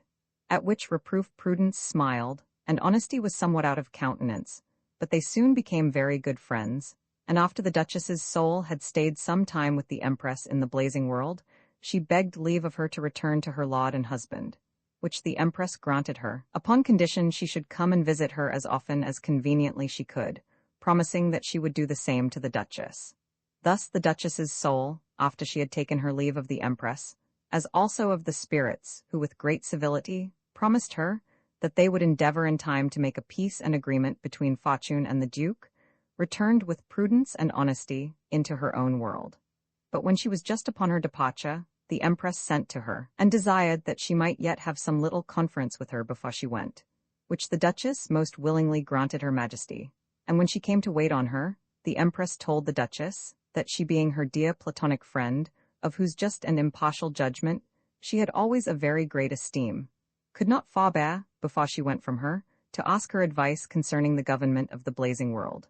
For, said she, although this world was very well and wisely ordered and governed at first, when I came to be Empress thereof, yet the nature of women being much delighted with change and variety, after I had received an absolute power from the Emperor, did somewhat alter the form of government from what I found it. But now perceiving that the world is not so quiet as it was at first, I am much troubled at it. Especially there are such continual contentions and divisions between the worm bear and fly men, the ape men, the satyrs, the spider men, and all others of such sorts, that I fear they'll break out into an open rebellion, and cause a great disorder, and the ruin of the government. And therefore I desire your advice and assistance, how I may order it to the best advantage, that this world may be rendered peaceable, quiet, and happy, as it was before. Whereupon the Duchess answered, that since she heard by her Imperial Majesty how well and happily the world had been governed when she first came to be Empress thereof, she would advise her Majesty to introduce the same form of government again, which had been before. That is, to have but one sovereign, one religion, one law, and one language, so that all the world might be but as one united family, without divisions. Nay, like God and his blessed saints and angels. Otherwise, said she, it may in time prove as unhappy, nay, as miserable a world as that is from which I came, wherein are more sovereigns than worlds, and more pretended governors than government, more religions than gods, and more opinions in those religions than truths, more laws than rights, and more bribes than justices, more policies than necessities, and more fears than dangers, more covetousness than riches, more ambitions than merits, more services than rewards, more languages than wit, more controversy than knowledge, more reports than noble actions, and more gifts by partiality than according to merit. All which, said she, is a great misery, nay, a curse, which your blessed blazing world never knew, nor 'tis probable will never know of, unless your Imperial Majesty alter the government thereof from what it was when you began to govern it. And since your Majesty complains much of the factions of the bear, fish, fly, ape, and worm men, the satyrs, spider men, and the like, and of their perpetual disputes and quarrels, I would advise your Majesty to dissolve all their societies, for 'tis better to be without their intelligences than to have an unquiet and disorderly government. The truth is, said she, wheresoever learning is, there is most commonly also controversy and quarreling, for there be always some that will know more, and be wiser than others. Some think their arguments come nearer to truth and are more rational than others. Some are so wedded to their own opinions that they'll never yield to reason. And others, though they find their opinions not firmly grounded upon reason, yet, for fear of receiving some disgrace by altering them, will nevertheless maintain them against all sense and reason, which must needs breed factions in their schools, which at last break out into open wars, and draw sometimes an utter ruin upon a state or government. The Empress told the Duchess that she would willingly follow her advice, but she thought it would be an eternal disgrace to her to alter her own decrees, acts, and laws. To which the Duchess answered that it was so far from a disgrace as it would rather be for Her Majesty's eternal honor to return from a worse to a better, and would express and declare her to be more than ordinary wise and good, so wise as to perceive her own errors, and so good as not to persist in them, which few did. For which, said she, you will get a glorious fame in this world, and an eternal glory hereafter, and I shall pray for it so long as I live. Upon which advice, the Empress's soul embraced and kissed the Duchess's soul with an immaterial kiss, and shed immaterial tears, that she was forced to part from her, finding her not a flattering parasite, but a true friend. And in truth, such was their platonic friendship, as these two loving souls did often meet and rejoice in each other's conversation. The second part of the description of the new blazing world, the Empress, having now ordered and settled her government to the best advantage and quiet of her blazing world, lived and reigned most happily and blessedly, and received oftentimes visits from the immaterial spirits, who gave her intelligence of all such things as she desired to know, and they were able to inform her of.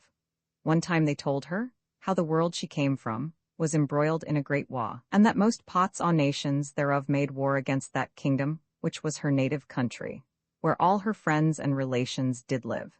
At which the Empress was extremely troubled, insomuch that the Emperor perceived her grief by her tears, and examining the cause thereof, she told him that she had received intelligence from the spirits that that part of the world she came from, which was her native country, was like to be destroyed by numerous enemies that made war against it. The Emperor, being very sensible of this ill news, especially of the trouble it caused to the Empress, endeavored to comfort her as much as possibly he could, and told her that she might have all the assistance which the blazing world was able to afford. She answered that if there were any possibility of transporting forces out of the blazing world into the world she came from, she would not fear so much the ruin thereof. But said she, there being no probability of effecting any such thing, I know not how to show my readiness to serve my native country. The Emperor asked whether those spirits that gave her intelligence of this war could not with all their power and forces assist her against those enemies. She answered that spirits could not arm themselves, nor make any use of artificial arms or weapons, for their vehicles were natural bodies, not artificial. Besides, said she, the violent and strong actions of war will never agree with immaterial spirits, for immaterial spirits cannot fight, nor make trenches, fortifications, and the like. But said the Emperor, their vehicles can, especially if those vehicles be men's bodies, they may be serviceable in all the actions of war. Alas, replied the Empress, that will never do. For first, said she, it will be difficult to get so many dead bodies for their vehicles, as to make up a whole army, much more to make many armies to fight with so many several nations. Nay, if this could be, yet it is not possible to get so many dead and undissolved bodies in one nation, and for transporting them out of other nations, it would be a thing of great difficulty and improbability. But put the case, said she, all these difficulties could be overcome. Yet there is one obstruction or hindrance which can no ways be avoided. For although those dead and undissolved bodies did all die in 1 minute of time, yet before they could rendezvous and be put into a posture of war, to make a great and formidable army, they would stink and dissolve, and when they came to a fight, they would moulder into dust and ashes, and so leave the purer immaterial spirits naked. Nay, were it also possible that those dead bodies could be preserved from stinking and dissolving, yet the souls of such bodies would not suffer immaterial spirits to rule and order them, but they would enter and govern them themselves, as being the right owners thereof, which would produce a war between those immaterial souls and the immaterial spirits in material bodies, all which would hinder them from doing any service in the actions of war against the enemies of my native country. You speak reason, said the Emperor, and I wish with all my soul I could advise any manner or way that you might be able to assist it. But you having told me of your dear platonic friend the Duchess of Newcastle, and of her good and profitable counsels, I would desire you to send for her soul, and confer with her about this business. The Empress was very glad of this motion of the Emperor, and immediately sent for the soul of the said Duchess, which in a minute waited on her Majesty. Then the Empress declared to her the grievance and sadness of her mind, and how much she was troubled and afflicted at the news brought her by the immaterial spirits, desiring the Duchess, if possible, to assist her with the best counsels she could, that she might show the greatness of her love and affection which she bore to her native country. Whereupon the Duchess promised her Majesty to do what lay in her power, and since it was a business of great importance, she desired some time to consider of it. For, said she, great affairs require deep considerations, which the Empress willingly allowed her. And after the Duchess had considered some little time, she desired the Empress to send some of her sirens or mere men to see what passages they could find out of the blazing world, into the world she came from. For, said she, if there be a passage for a ship to come out of that world into this, then certainly there may also a ship pass through the same passage out of this world into that. Hereupon the mere or fishmen were sent out, who being many in number, employed all their industry, and did swim several ways. At last, having found out the passage, they returned to the Empress and told her that as their blazing world had but one emperor, one government, one religion, and one language, so there was but one passage into that world, which was so little that no vessel bigger than a packet-boat could go through.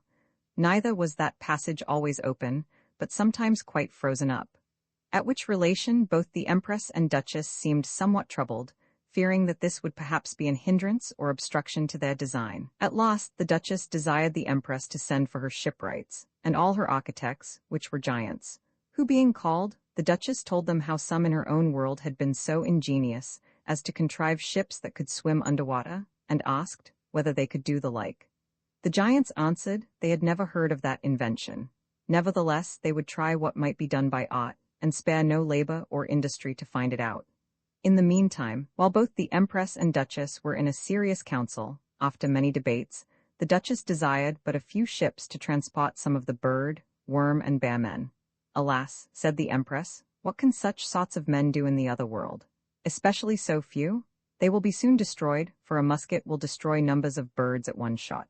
The Duchess said, I desire your Majesty will have but a little patience, and rely upon my advice, and you shall not fail to save your own native country, and in a manner become mistress of all that world you came from. The Empress, who loved the Duchess as her own soul, did so. The giants returned soon after, and told her Majesty that they had found out the art which the Duchess had mentioned, to make such ships as could swim underwater, which the Empress and Duchess were both very glad at, and when the ships were made ready, the Duchess told the Empress that it was requisite that her Majesty should go herself in body, as well as in soul. But I, said she, can only wait on your Majesty after a spiritual manner, that is, with my soul. Your soul, said the Empress, shall live with my soul in my body, for I shall only desire your counsel and advice. Then said the Duchess, your Majesty must command a great number of your fishmen to wait on your ships, for you know that your ships are not made for cannons, and therefore are no ways serviceable in war. For though by the help of your engines they can drive on, and your fishmen may by the help of chains or ropes draw them which way they will, to make them go on, or fly back, yet not so as to fight. And though your ships be of gold and cannot be shot through, but only bruised and battered, yet the enemy will assault and enter them, and take them as prizes. Wherefore your fishmen must do you service instead of cannons. But how, said the Empress, can the fishmen do me service against an enemy, without cannons and all sorts of arms? That is the reason, answered the Duchess, that I would have numbers of fishmen, for they shall destroy all your enemies' ships before they can come near you. The Empress asked in what manner that could be. Thus, answered the Duchess, your Majesty must send a number of worm men to the burning mountains, for you have good store of them in the blazing world, which must get a great quantity of the firestone, whose property, you know, is that it burns so long as it is wet. And the ships in the other world being all made of wood, they may by that means set them all on fire. And if you can but destroy their ships and hinder their navigation, you will be mistress of all that world, by reason most parts thereof cannot live without navigation. Besides, said she, the firestone will serve you instead of light or torches, for you know that the world you are going into is dark at nights, especially if there be no moonshine, or if the moon be overshadowed by clouds, and not so full of blazing stars as this world is, which make as great a light in the absence of the sun, as the sun doth when it is present. For that world hath but little blinking stars, which make more shadows than light, and are only able to draw up vapors from the earth, but not to rarefy or clarify them, or to convert them into serene air. This advice of the Duchess was very much approved, and joyfully embraced by the Empress, who forthwith sent her worm-men to get a good quantity of the mentioned firestone. She also commanded numbers of fishmen to wait on her underwater, and birdmen to wait on her in the air, and bear and worm-men to wait on her in ships, according to the Duchess's advice. And indeed the bear-men were as serviceable to her as the North Star, but the bird-men would often rest themselves upon the deck of the ships. Neither would the Empress, being of a sweet and noble nature, suffer that they should tire or weary themselves by long flights. For though by land they did often fly out of one country into another, yet they did rest in some woods, or on some grounds, especially at night, when it was their sleeping time. And therefore the Empress was forced to take a great many ships along with her, both for transporting those several sorts of her loyal and serviceable subjects, and to carry provisions for them. Besides, she was so wearied with the petitions of several others of her subjects who desired to wait on her Majesty, that she could not possibly deny them all, for some would rather choose to be drowned than not tender their duty to her. Thus, after all things were made fit and ready, the Empress began her journey. I cannot properly say she set sail, by reason in some part, as in the passage between the two worlds, which yet was but short. The ships were drawn under water by the fishmen with golden chains, so that they had no need of sails there, nor of any other arts, but only to keep out water from entering into the ships, and to give or make so much air as would serve, for breath or respiration, those land animals that were in the ships, which the giants had so artificially contrived, that they which were therein found no inconveniency at all. And after they had passed the icy sea, the golden ships appeared above water, and so went on until they came near the kingdom that was the Empress's native country, where the bearmen, through their telescopes, discovered a great number of ships which had beset all that kingdom, well rigged and manned. The Empress, before she came in sight of the enemy, sent some of her fish and birdmen to bring her intelligence of their fleet, and hearing of their number, their station and posture, she gave order that when it was night, her birdmen should carry in their beaks some of the mentioned firestones, with the tops thereof wetted, and the fishmen should carry them likewise, and hold them out of the water. For they were cut in the form of torches or candles, and being many thousands, made a terrible show. For it appeared as if all the air and sea had been of a flaming fire, and all that were upon the sea, or near it, did verily believe the time of judgment, or the last day was come, which made them all fall down and pray. At the break of day, the Empress commanded those lights to be put out, and then the naval forces of the enemy perceived nothing but a number of ships without sails, guns, arms, and other instruments of war, which ships seemed to swim of themselves, without any help or assistance, which sight put them into a great amaze. Neither could they perceive that those ships were of gold, by reason the Empress had caused them all to be colored black, or with a dark color, so that the natural color of the gold could not be perceived through the artificial color of the paint, no, not by the best telescopes. All which put the enemy's fleet into such a fright at night, and to such wonder in the morning, or at daytime, that they know not what to judge or make of them. For they know neither what ships they were, nor what party they belonged to, insomuch that they had no power to stir. In the meanwhile, the Empress, knowing the colors of her own country, sent a letter to their general, and the rest of the chief commanders, to let them know that she was a great and powerful princess, and came to assist them against their enemies. Wherefore she desired they should declare themselves, when they would have her help and assistance. Hereupon a council was called, and the business debated, but there were so many cross and different opinions, that they could not suddenly resolve what answer to send the Empress, at which she grew angry, insomuch that she resolved to return into her blazing world, without giving any assistance to her countrymen. But the Duchess of Newcastle entreated her Majesty to abate her passion. For, said she, great councils are most commonly slow, because many men have many several opinions. Besides, every counsellor striving to be the wisest makes long speeches and raise many doubts, which cause retardments. If I had long-speeched counsellors, replied the Empress, I would hang them, by reason they give more words than advice. The Duchess answered that her Majesty should not be angry, but consider the differences of that and her blazing world, for, said she, they are not both alike. but there are grosser and duller understandings in this than in the blazing world. At last a messenger came out, who returned the empress thanks for her kind proffer, but desired withal to know from whence she came, and how, and in what manner her assistance could be serviceable to them.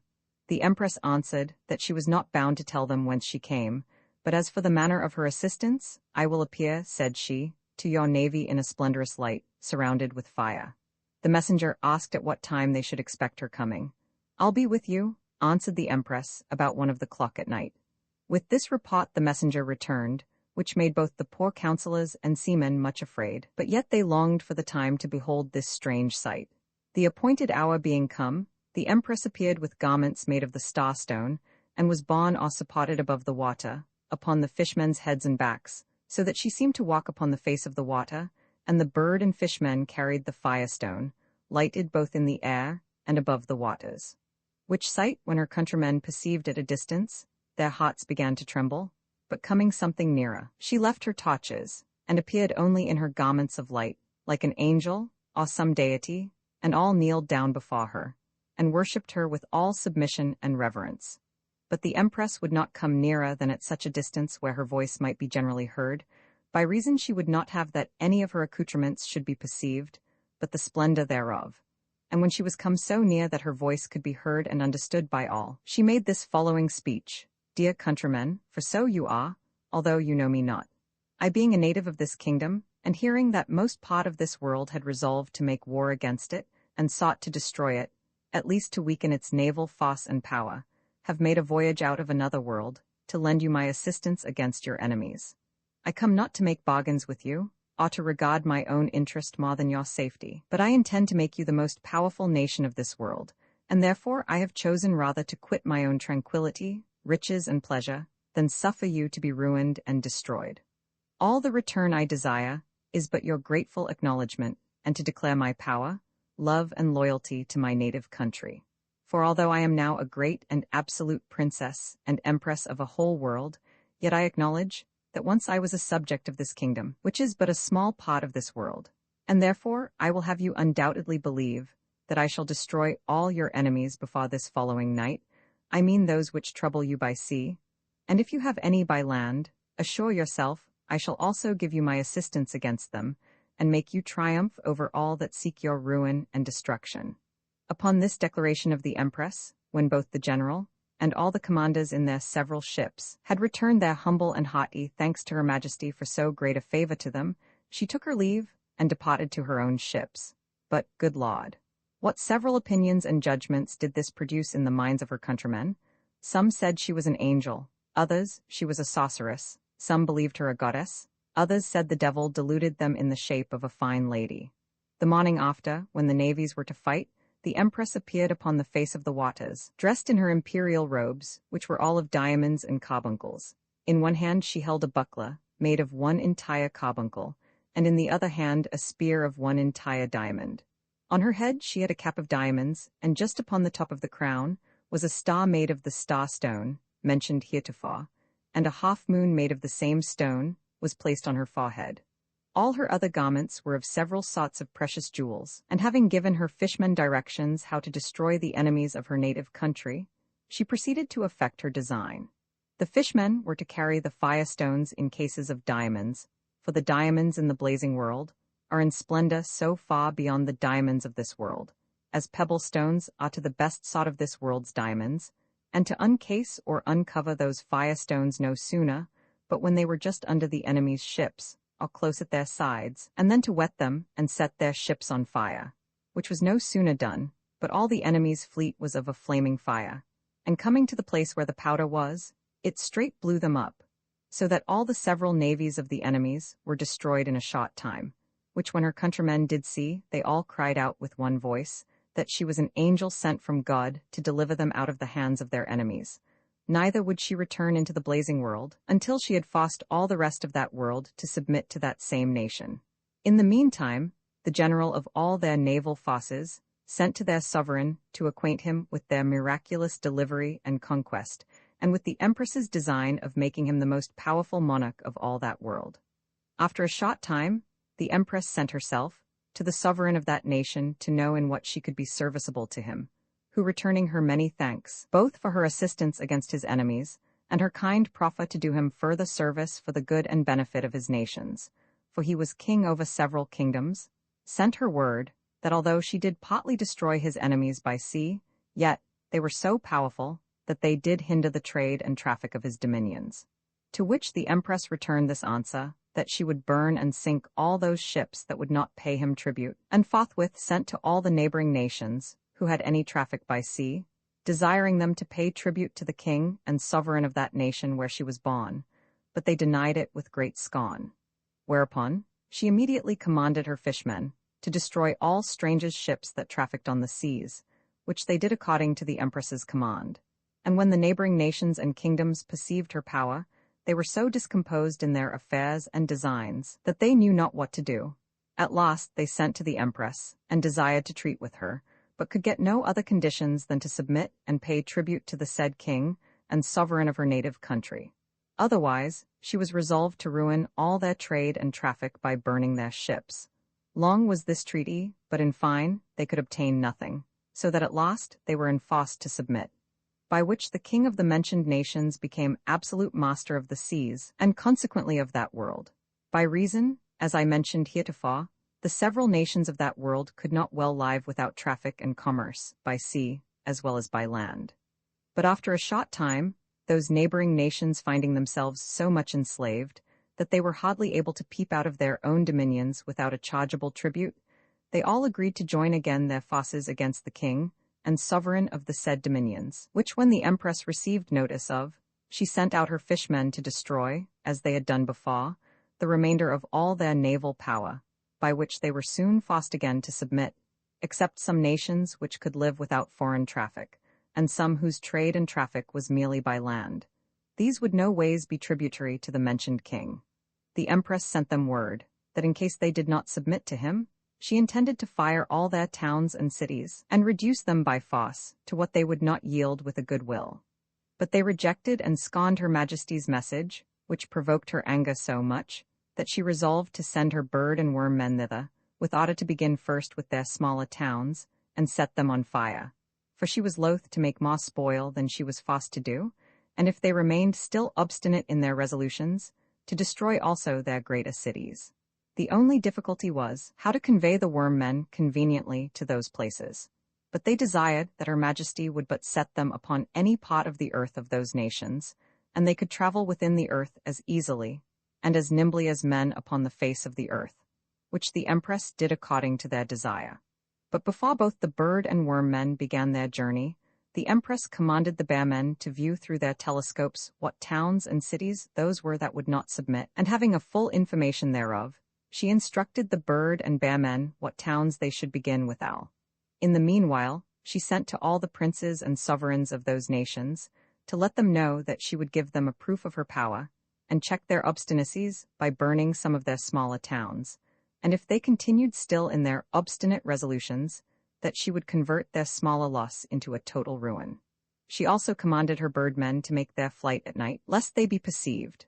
At last, when both the bird and worm men came to the designed places, the worm men laid some firestones under the foundation of every house, and the bird men placed some at the tops of them, so that both by rain and by some other moisture within the earth, the stones could not fail of burning.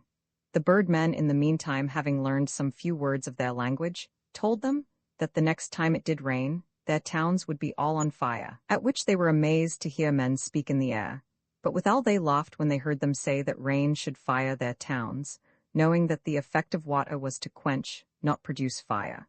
At last a rain came, and upon a sudden all their houses appeared of a flaming fire, and the more water there was poured on them, the more they did flame and burn, which struck such a fright and terror into all the neighboring cities, nations, and kingdoms, that for fear the like should happen to them, they and all the rest of the parts of that world granted the empress's desire, and submitted to the monarch and sovereign of her native country, the king of Esfi. Save one, which having seldom or never any rain, but only dews, which would soon be spent in a great fire, slighted her power. The empress, being desirous to make it stoop as well as the rest, knew that every year it was watered by a flowing tide, which lasted some weeks, and although their houses stood high from the ground, yet they were built upon supporters which were fixed into the ground. Wherefore she commanded both her bird and worm men to lay some of the firestones at the bottom of those zapatas, and when the tide came in, all their houses were of a fire, which did so rarefy the water, that the tide was soon turned into vapor, and this vapor again into air, which caused not only a destruction of their houses, but also a general barrenness over all their country that year, and forced them to submit, as well as the rest of the world had done. Thus the empress did not only save her native country, but made it the absolute monarchy of all that world, and both the effects of her power and her beauty did kindle a great desire in all the greatest princes to see her, who hearing that she was resolved to return into her own blazing world, they all entreated the favor that they might wait on her majesty before she went. The empress sent word that she should be glad to grant their requests, but having no other place of reception for them, she desired that they would be pleased to come into the open seas with their ships, and make a circle of a pretty large compass, and then her own ships should meet them, and close up the circle, and she would present herself to the view of all those that came to see her. Which answer was joyfully received by all the mentioned princes, who came, some sooner, and some later, each according to the distance of his country, and the length of the voyage. And being all met in the form and manner aforesaid, the empress appeared upon the face of the water in her imperial robes. In some part of her hair, near her face, she had placed some of the star-stone, which added such a luster and glory to it, that it caused a great admiration in all that were present, who believed her to be some celestial creature, or rather an uncreated goddess, and they all had a desire to worship her. For surely, said they, no mortal creature can have such a splendid and transcendent beauty, nor can any have so great a power as she has to walk upon the waters, and to destroy whatever she pleases, not only whole nations, but a whole world. The empress expressed to her own countrymen, who were also her interpreters to the rest of the princes that were present, that she would give them an entertainment at the darkest time of night. Which being come, the firestones were lighted, which made both air and seas appear of a bright shining flame, insomuch that they put all spectators into an extreme fright, who verily believed they should all be destroyed. Which the empress perceiving, caused all the lights of the firestones to be put out, and only showed herself in her garments of light. The birdmen carried her upon their backs into the air, and there she appeared as glorious as the sun. Then she was set down upon the seas again, and presently there was heard the most melodious and sweetest consort of voices, as ever was heard out of the seas, which was made by the fishmen. This consort was answered by another, made by the birdmen in the air, so that it seemed as if sea and air had spoke, and answered each other by way of singing dialogues, or after the manner of those plays that are acted by singing voices.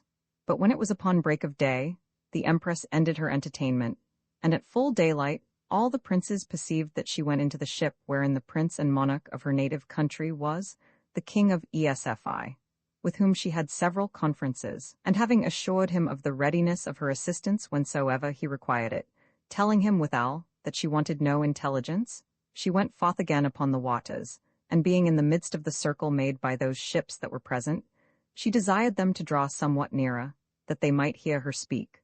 Which being done, she declared herself in this following manner: Great, heroic, and famous monarchs, I come hither to assist the king of Esfi against his enemies, he being unjustly assaulted by many several nations, which would fain take away his hereditary rights and prerogatives of the narrow seas. At which injustice, heaven was much displeased, and for the injuries he received from his enemies, rewarded him with an absolute power, so that now he has become the head monarch of all this world. Which power, though you may envy, yet you can no ways hinder him. For all those that endeavor to resist his power shall only get loss for their labor, and no victory for their profit. Wherefore my advice to you all is, to pay him tribute justly and truly, that you may live peaceably and happily, and be rewarded with the blessings of heaven, which I wish you from my soul. After the empress had thus finished her speech to the princes of the several nations of that world, she desired that in their ships might fall back. Which being done, her own fleet came into the circle, without any visible assistance of sails or tide, and herself being entered into her own ship, the whole fleet sunk immediately into the bottom of the seas, and left all the spectators in a deep amazement. Neither would she suffer any of her ships to come above the waters, until she arrived into the blazing world. In time of the voyage, both the empress's and the duchess's soul were very gay and merry, and sometimes they would converse very seriously with each other. Amongst the rest of their discourses, the duchess said, she wondered much at one thing, which was, that since Her Majesty had found out a passage out of the blazing world, into the world she came from, she did not enrich that part of the world where she was born, at least her own family, though she had enough to enrich the whole world. The Empress's soul answered that she loved her native country and her own family as well as any creature could do, and that this was the reason why she would not enrich them. For, said she, not only particular families or nations, but all the world, their natures are such, that much gold and great store of riches makes them mad, insomuch as they endeavor to destroy each other for gold or riches' sake. The reason thereof is, said the Duchess, that they have too little gold and riches, which makes them so eager to have it.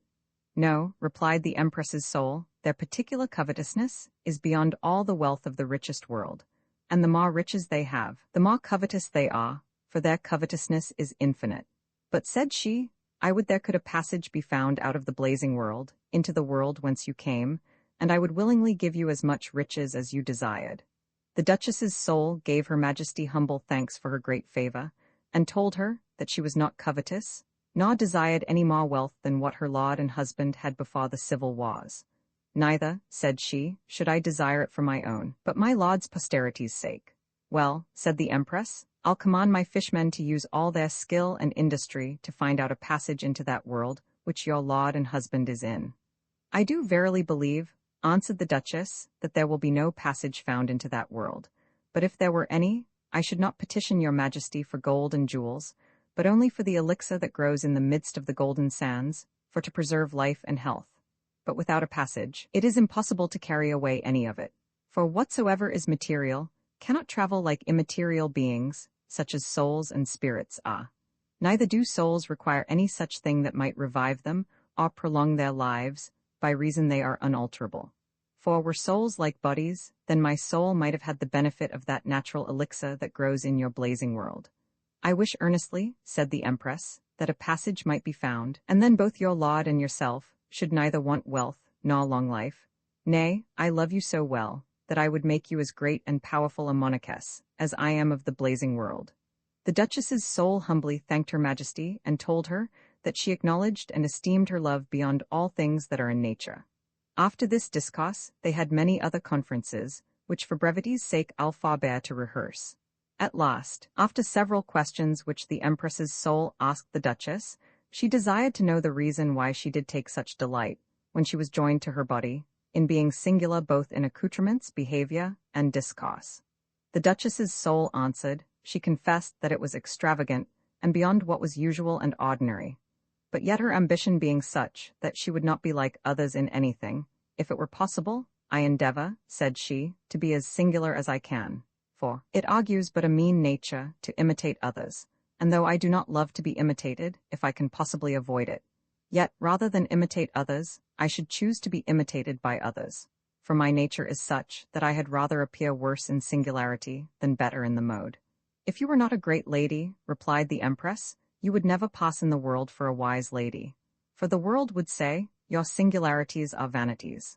The Duchess's soul answered, she did not at all regard the censure of this or any other age concerning vanities. But said she, neither this present nor any of the future ages can or will truly say that I am not virtuous and chaste. For I am confident all that were or are acquainted with me, and all the servants which ever I had, will ocken upon their oaths declare my actions no otherwise than virtuous. And certainly there's none even of the meanest degree, which have not their spies and witnesses, much more those of the noblest sort, which seldom or never are without attendants, so that their faults, if they have any, will easily be known, and as easily divulged. Wherefore, happy are those natures that are honest, virtuous, and noble, not only happy to themselves, but happy to their families. But said the Empress, if you glory so much in your honesty and virtue, how comes it that you plead for dishonest and wicked persons in your writings? The Duchess answered, it was only to show her wit, not her nature.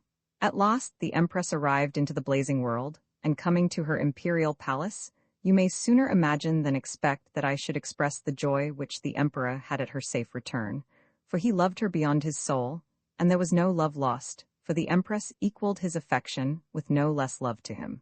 After the time of rejoicing with each other, the Duchess's soul begged leave to return to her noble lord, but the Emperor desired that before she departed, she would see how he had employed his time in the empress's absence.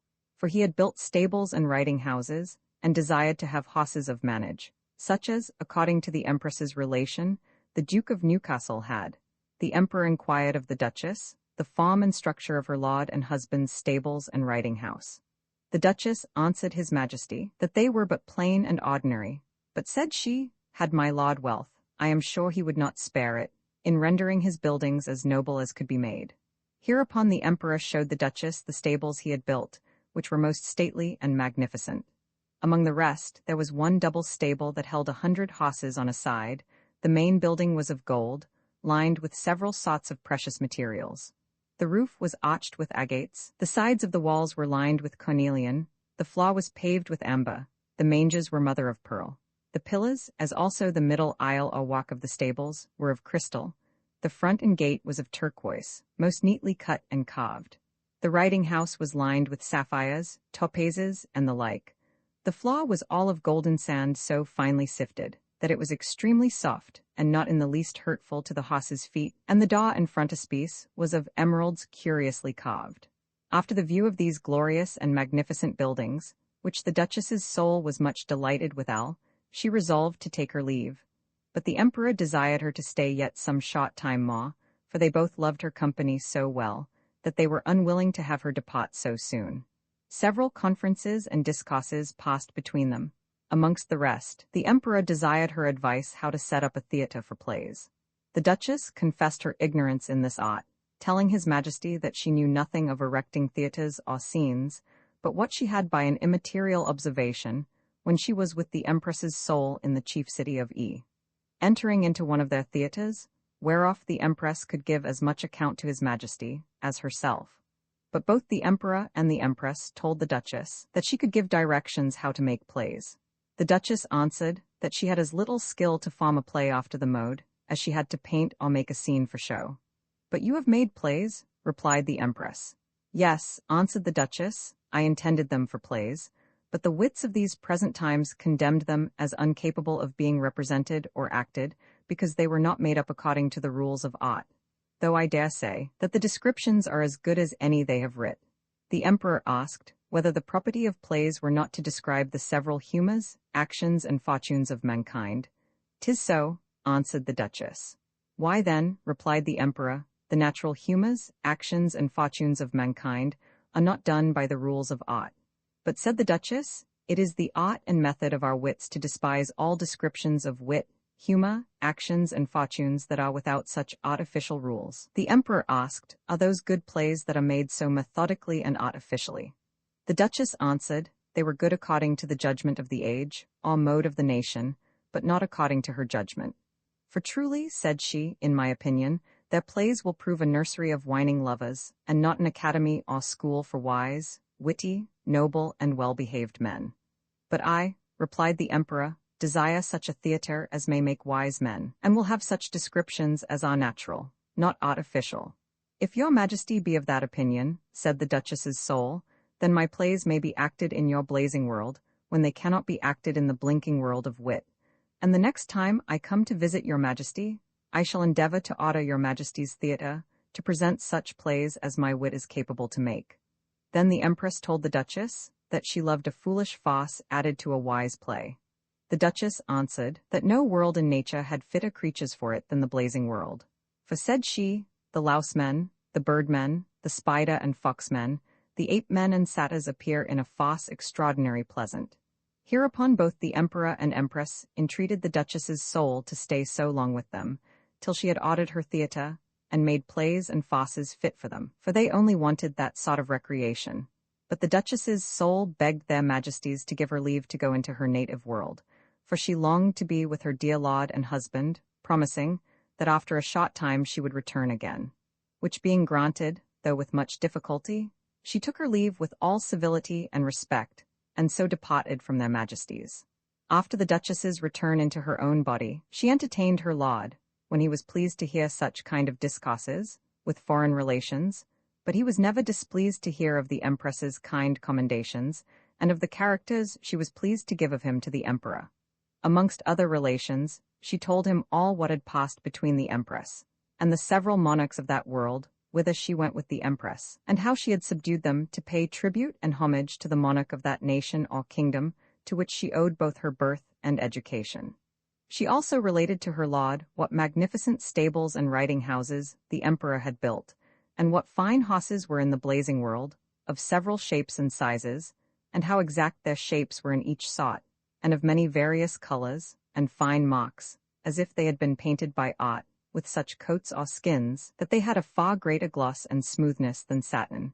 And were there but a passage out of the blazing world into this, said she, you should not only have some of those horses, but such materials as the emperor has, to build your stables and riding houses withal, and so much gold, that I should never repine at your noble and generous gifts.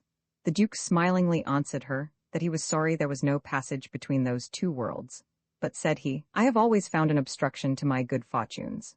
One time the Duchess chanced to discourse with some of her acquaintance of the Empress of the blazing world, who asked her what pastimes and recreations her Majesty did most delight in.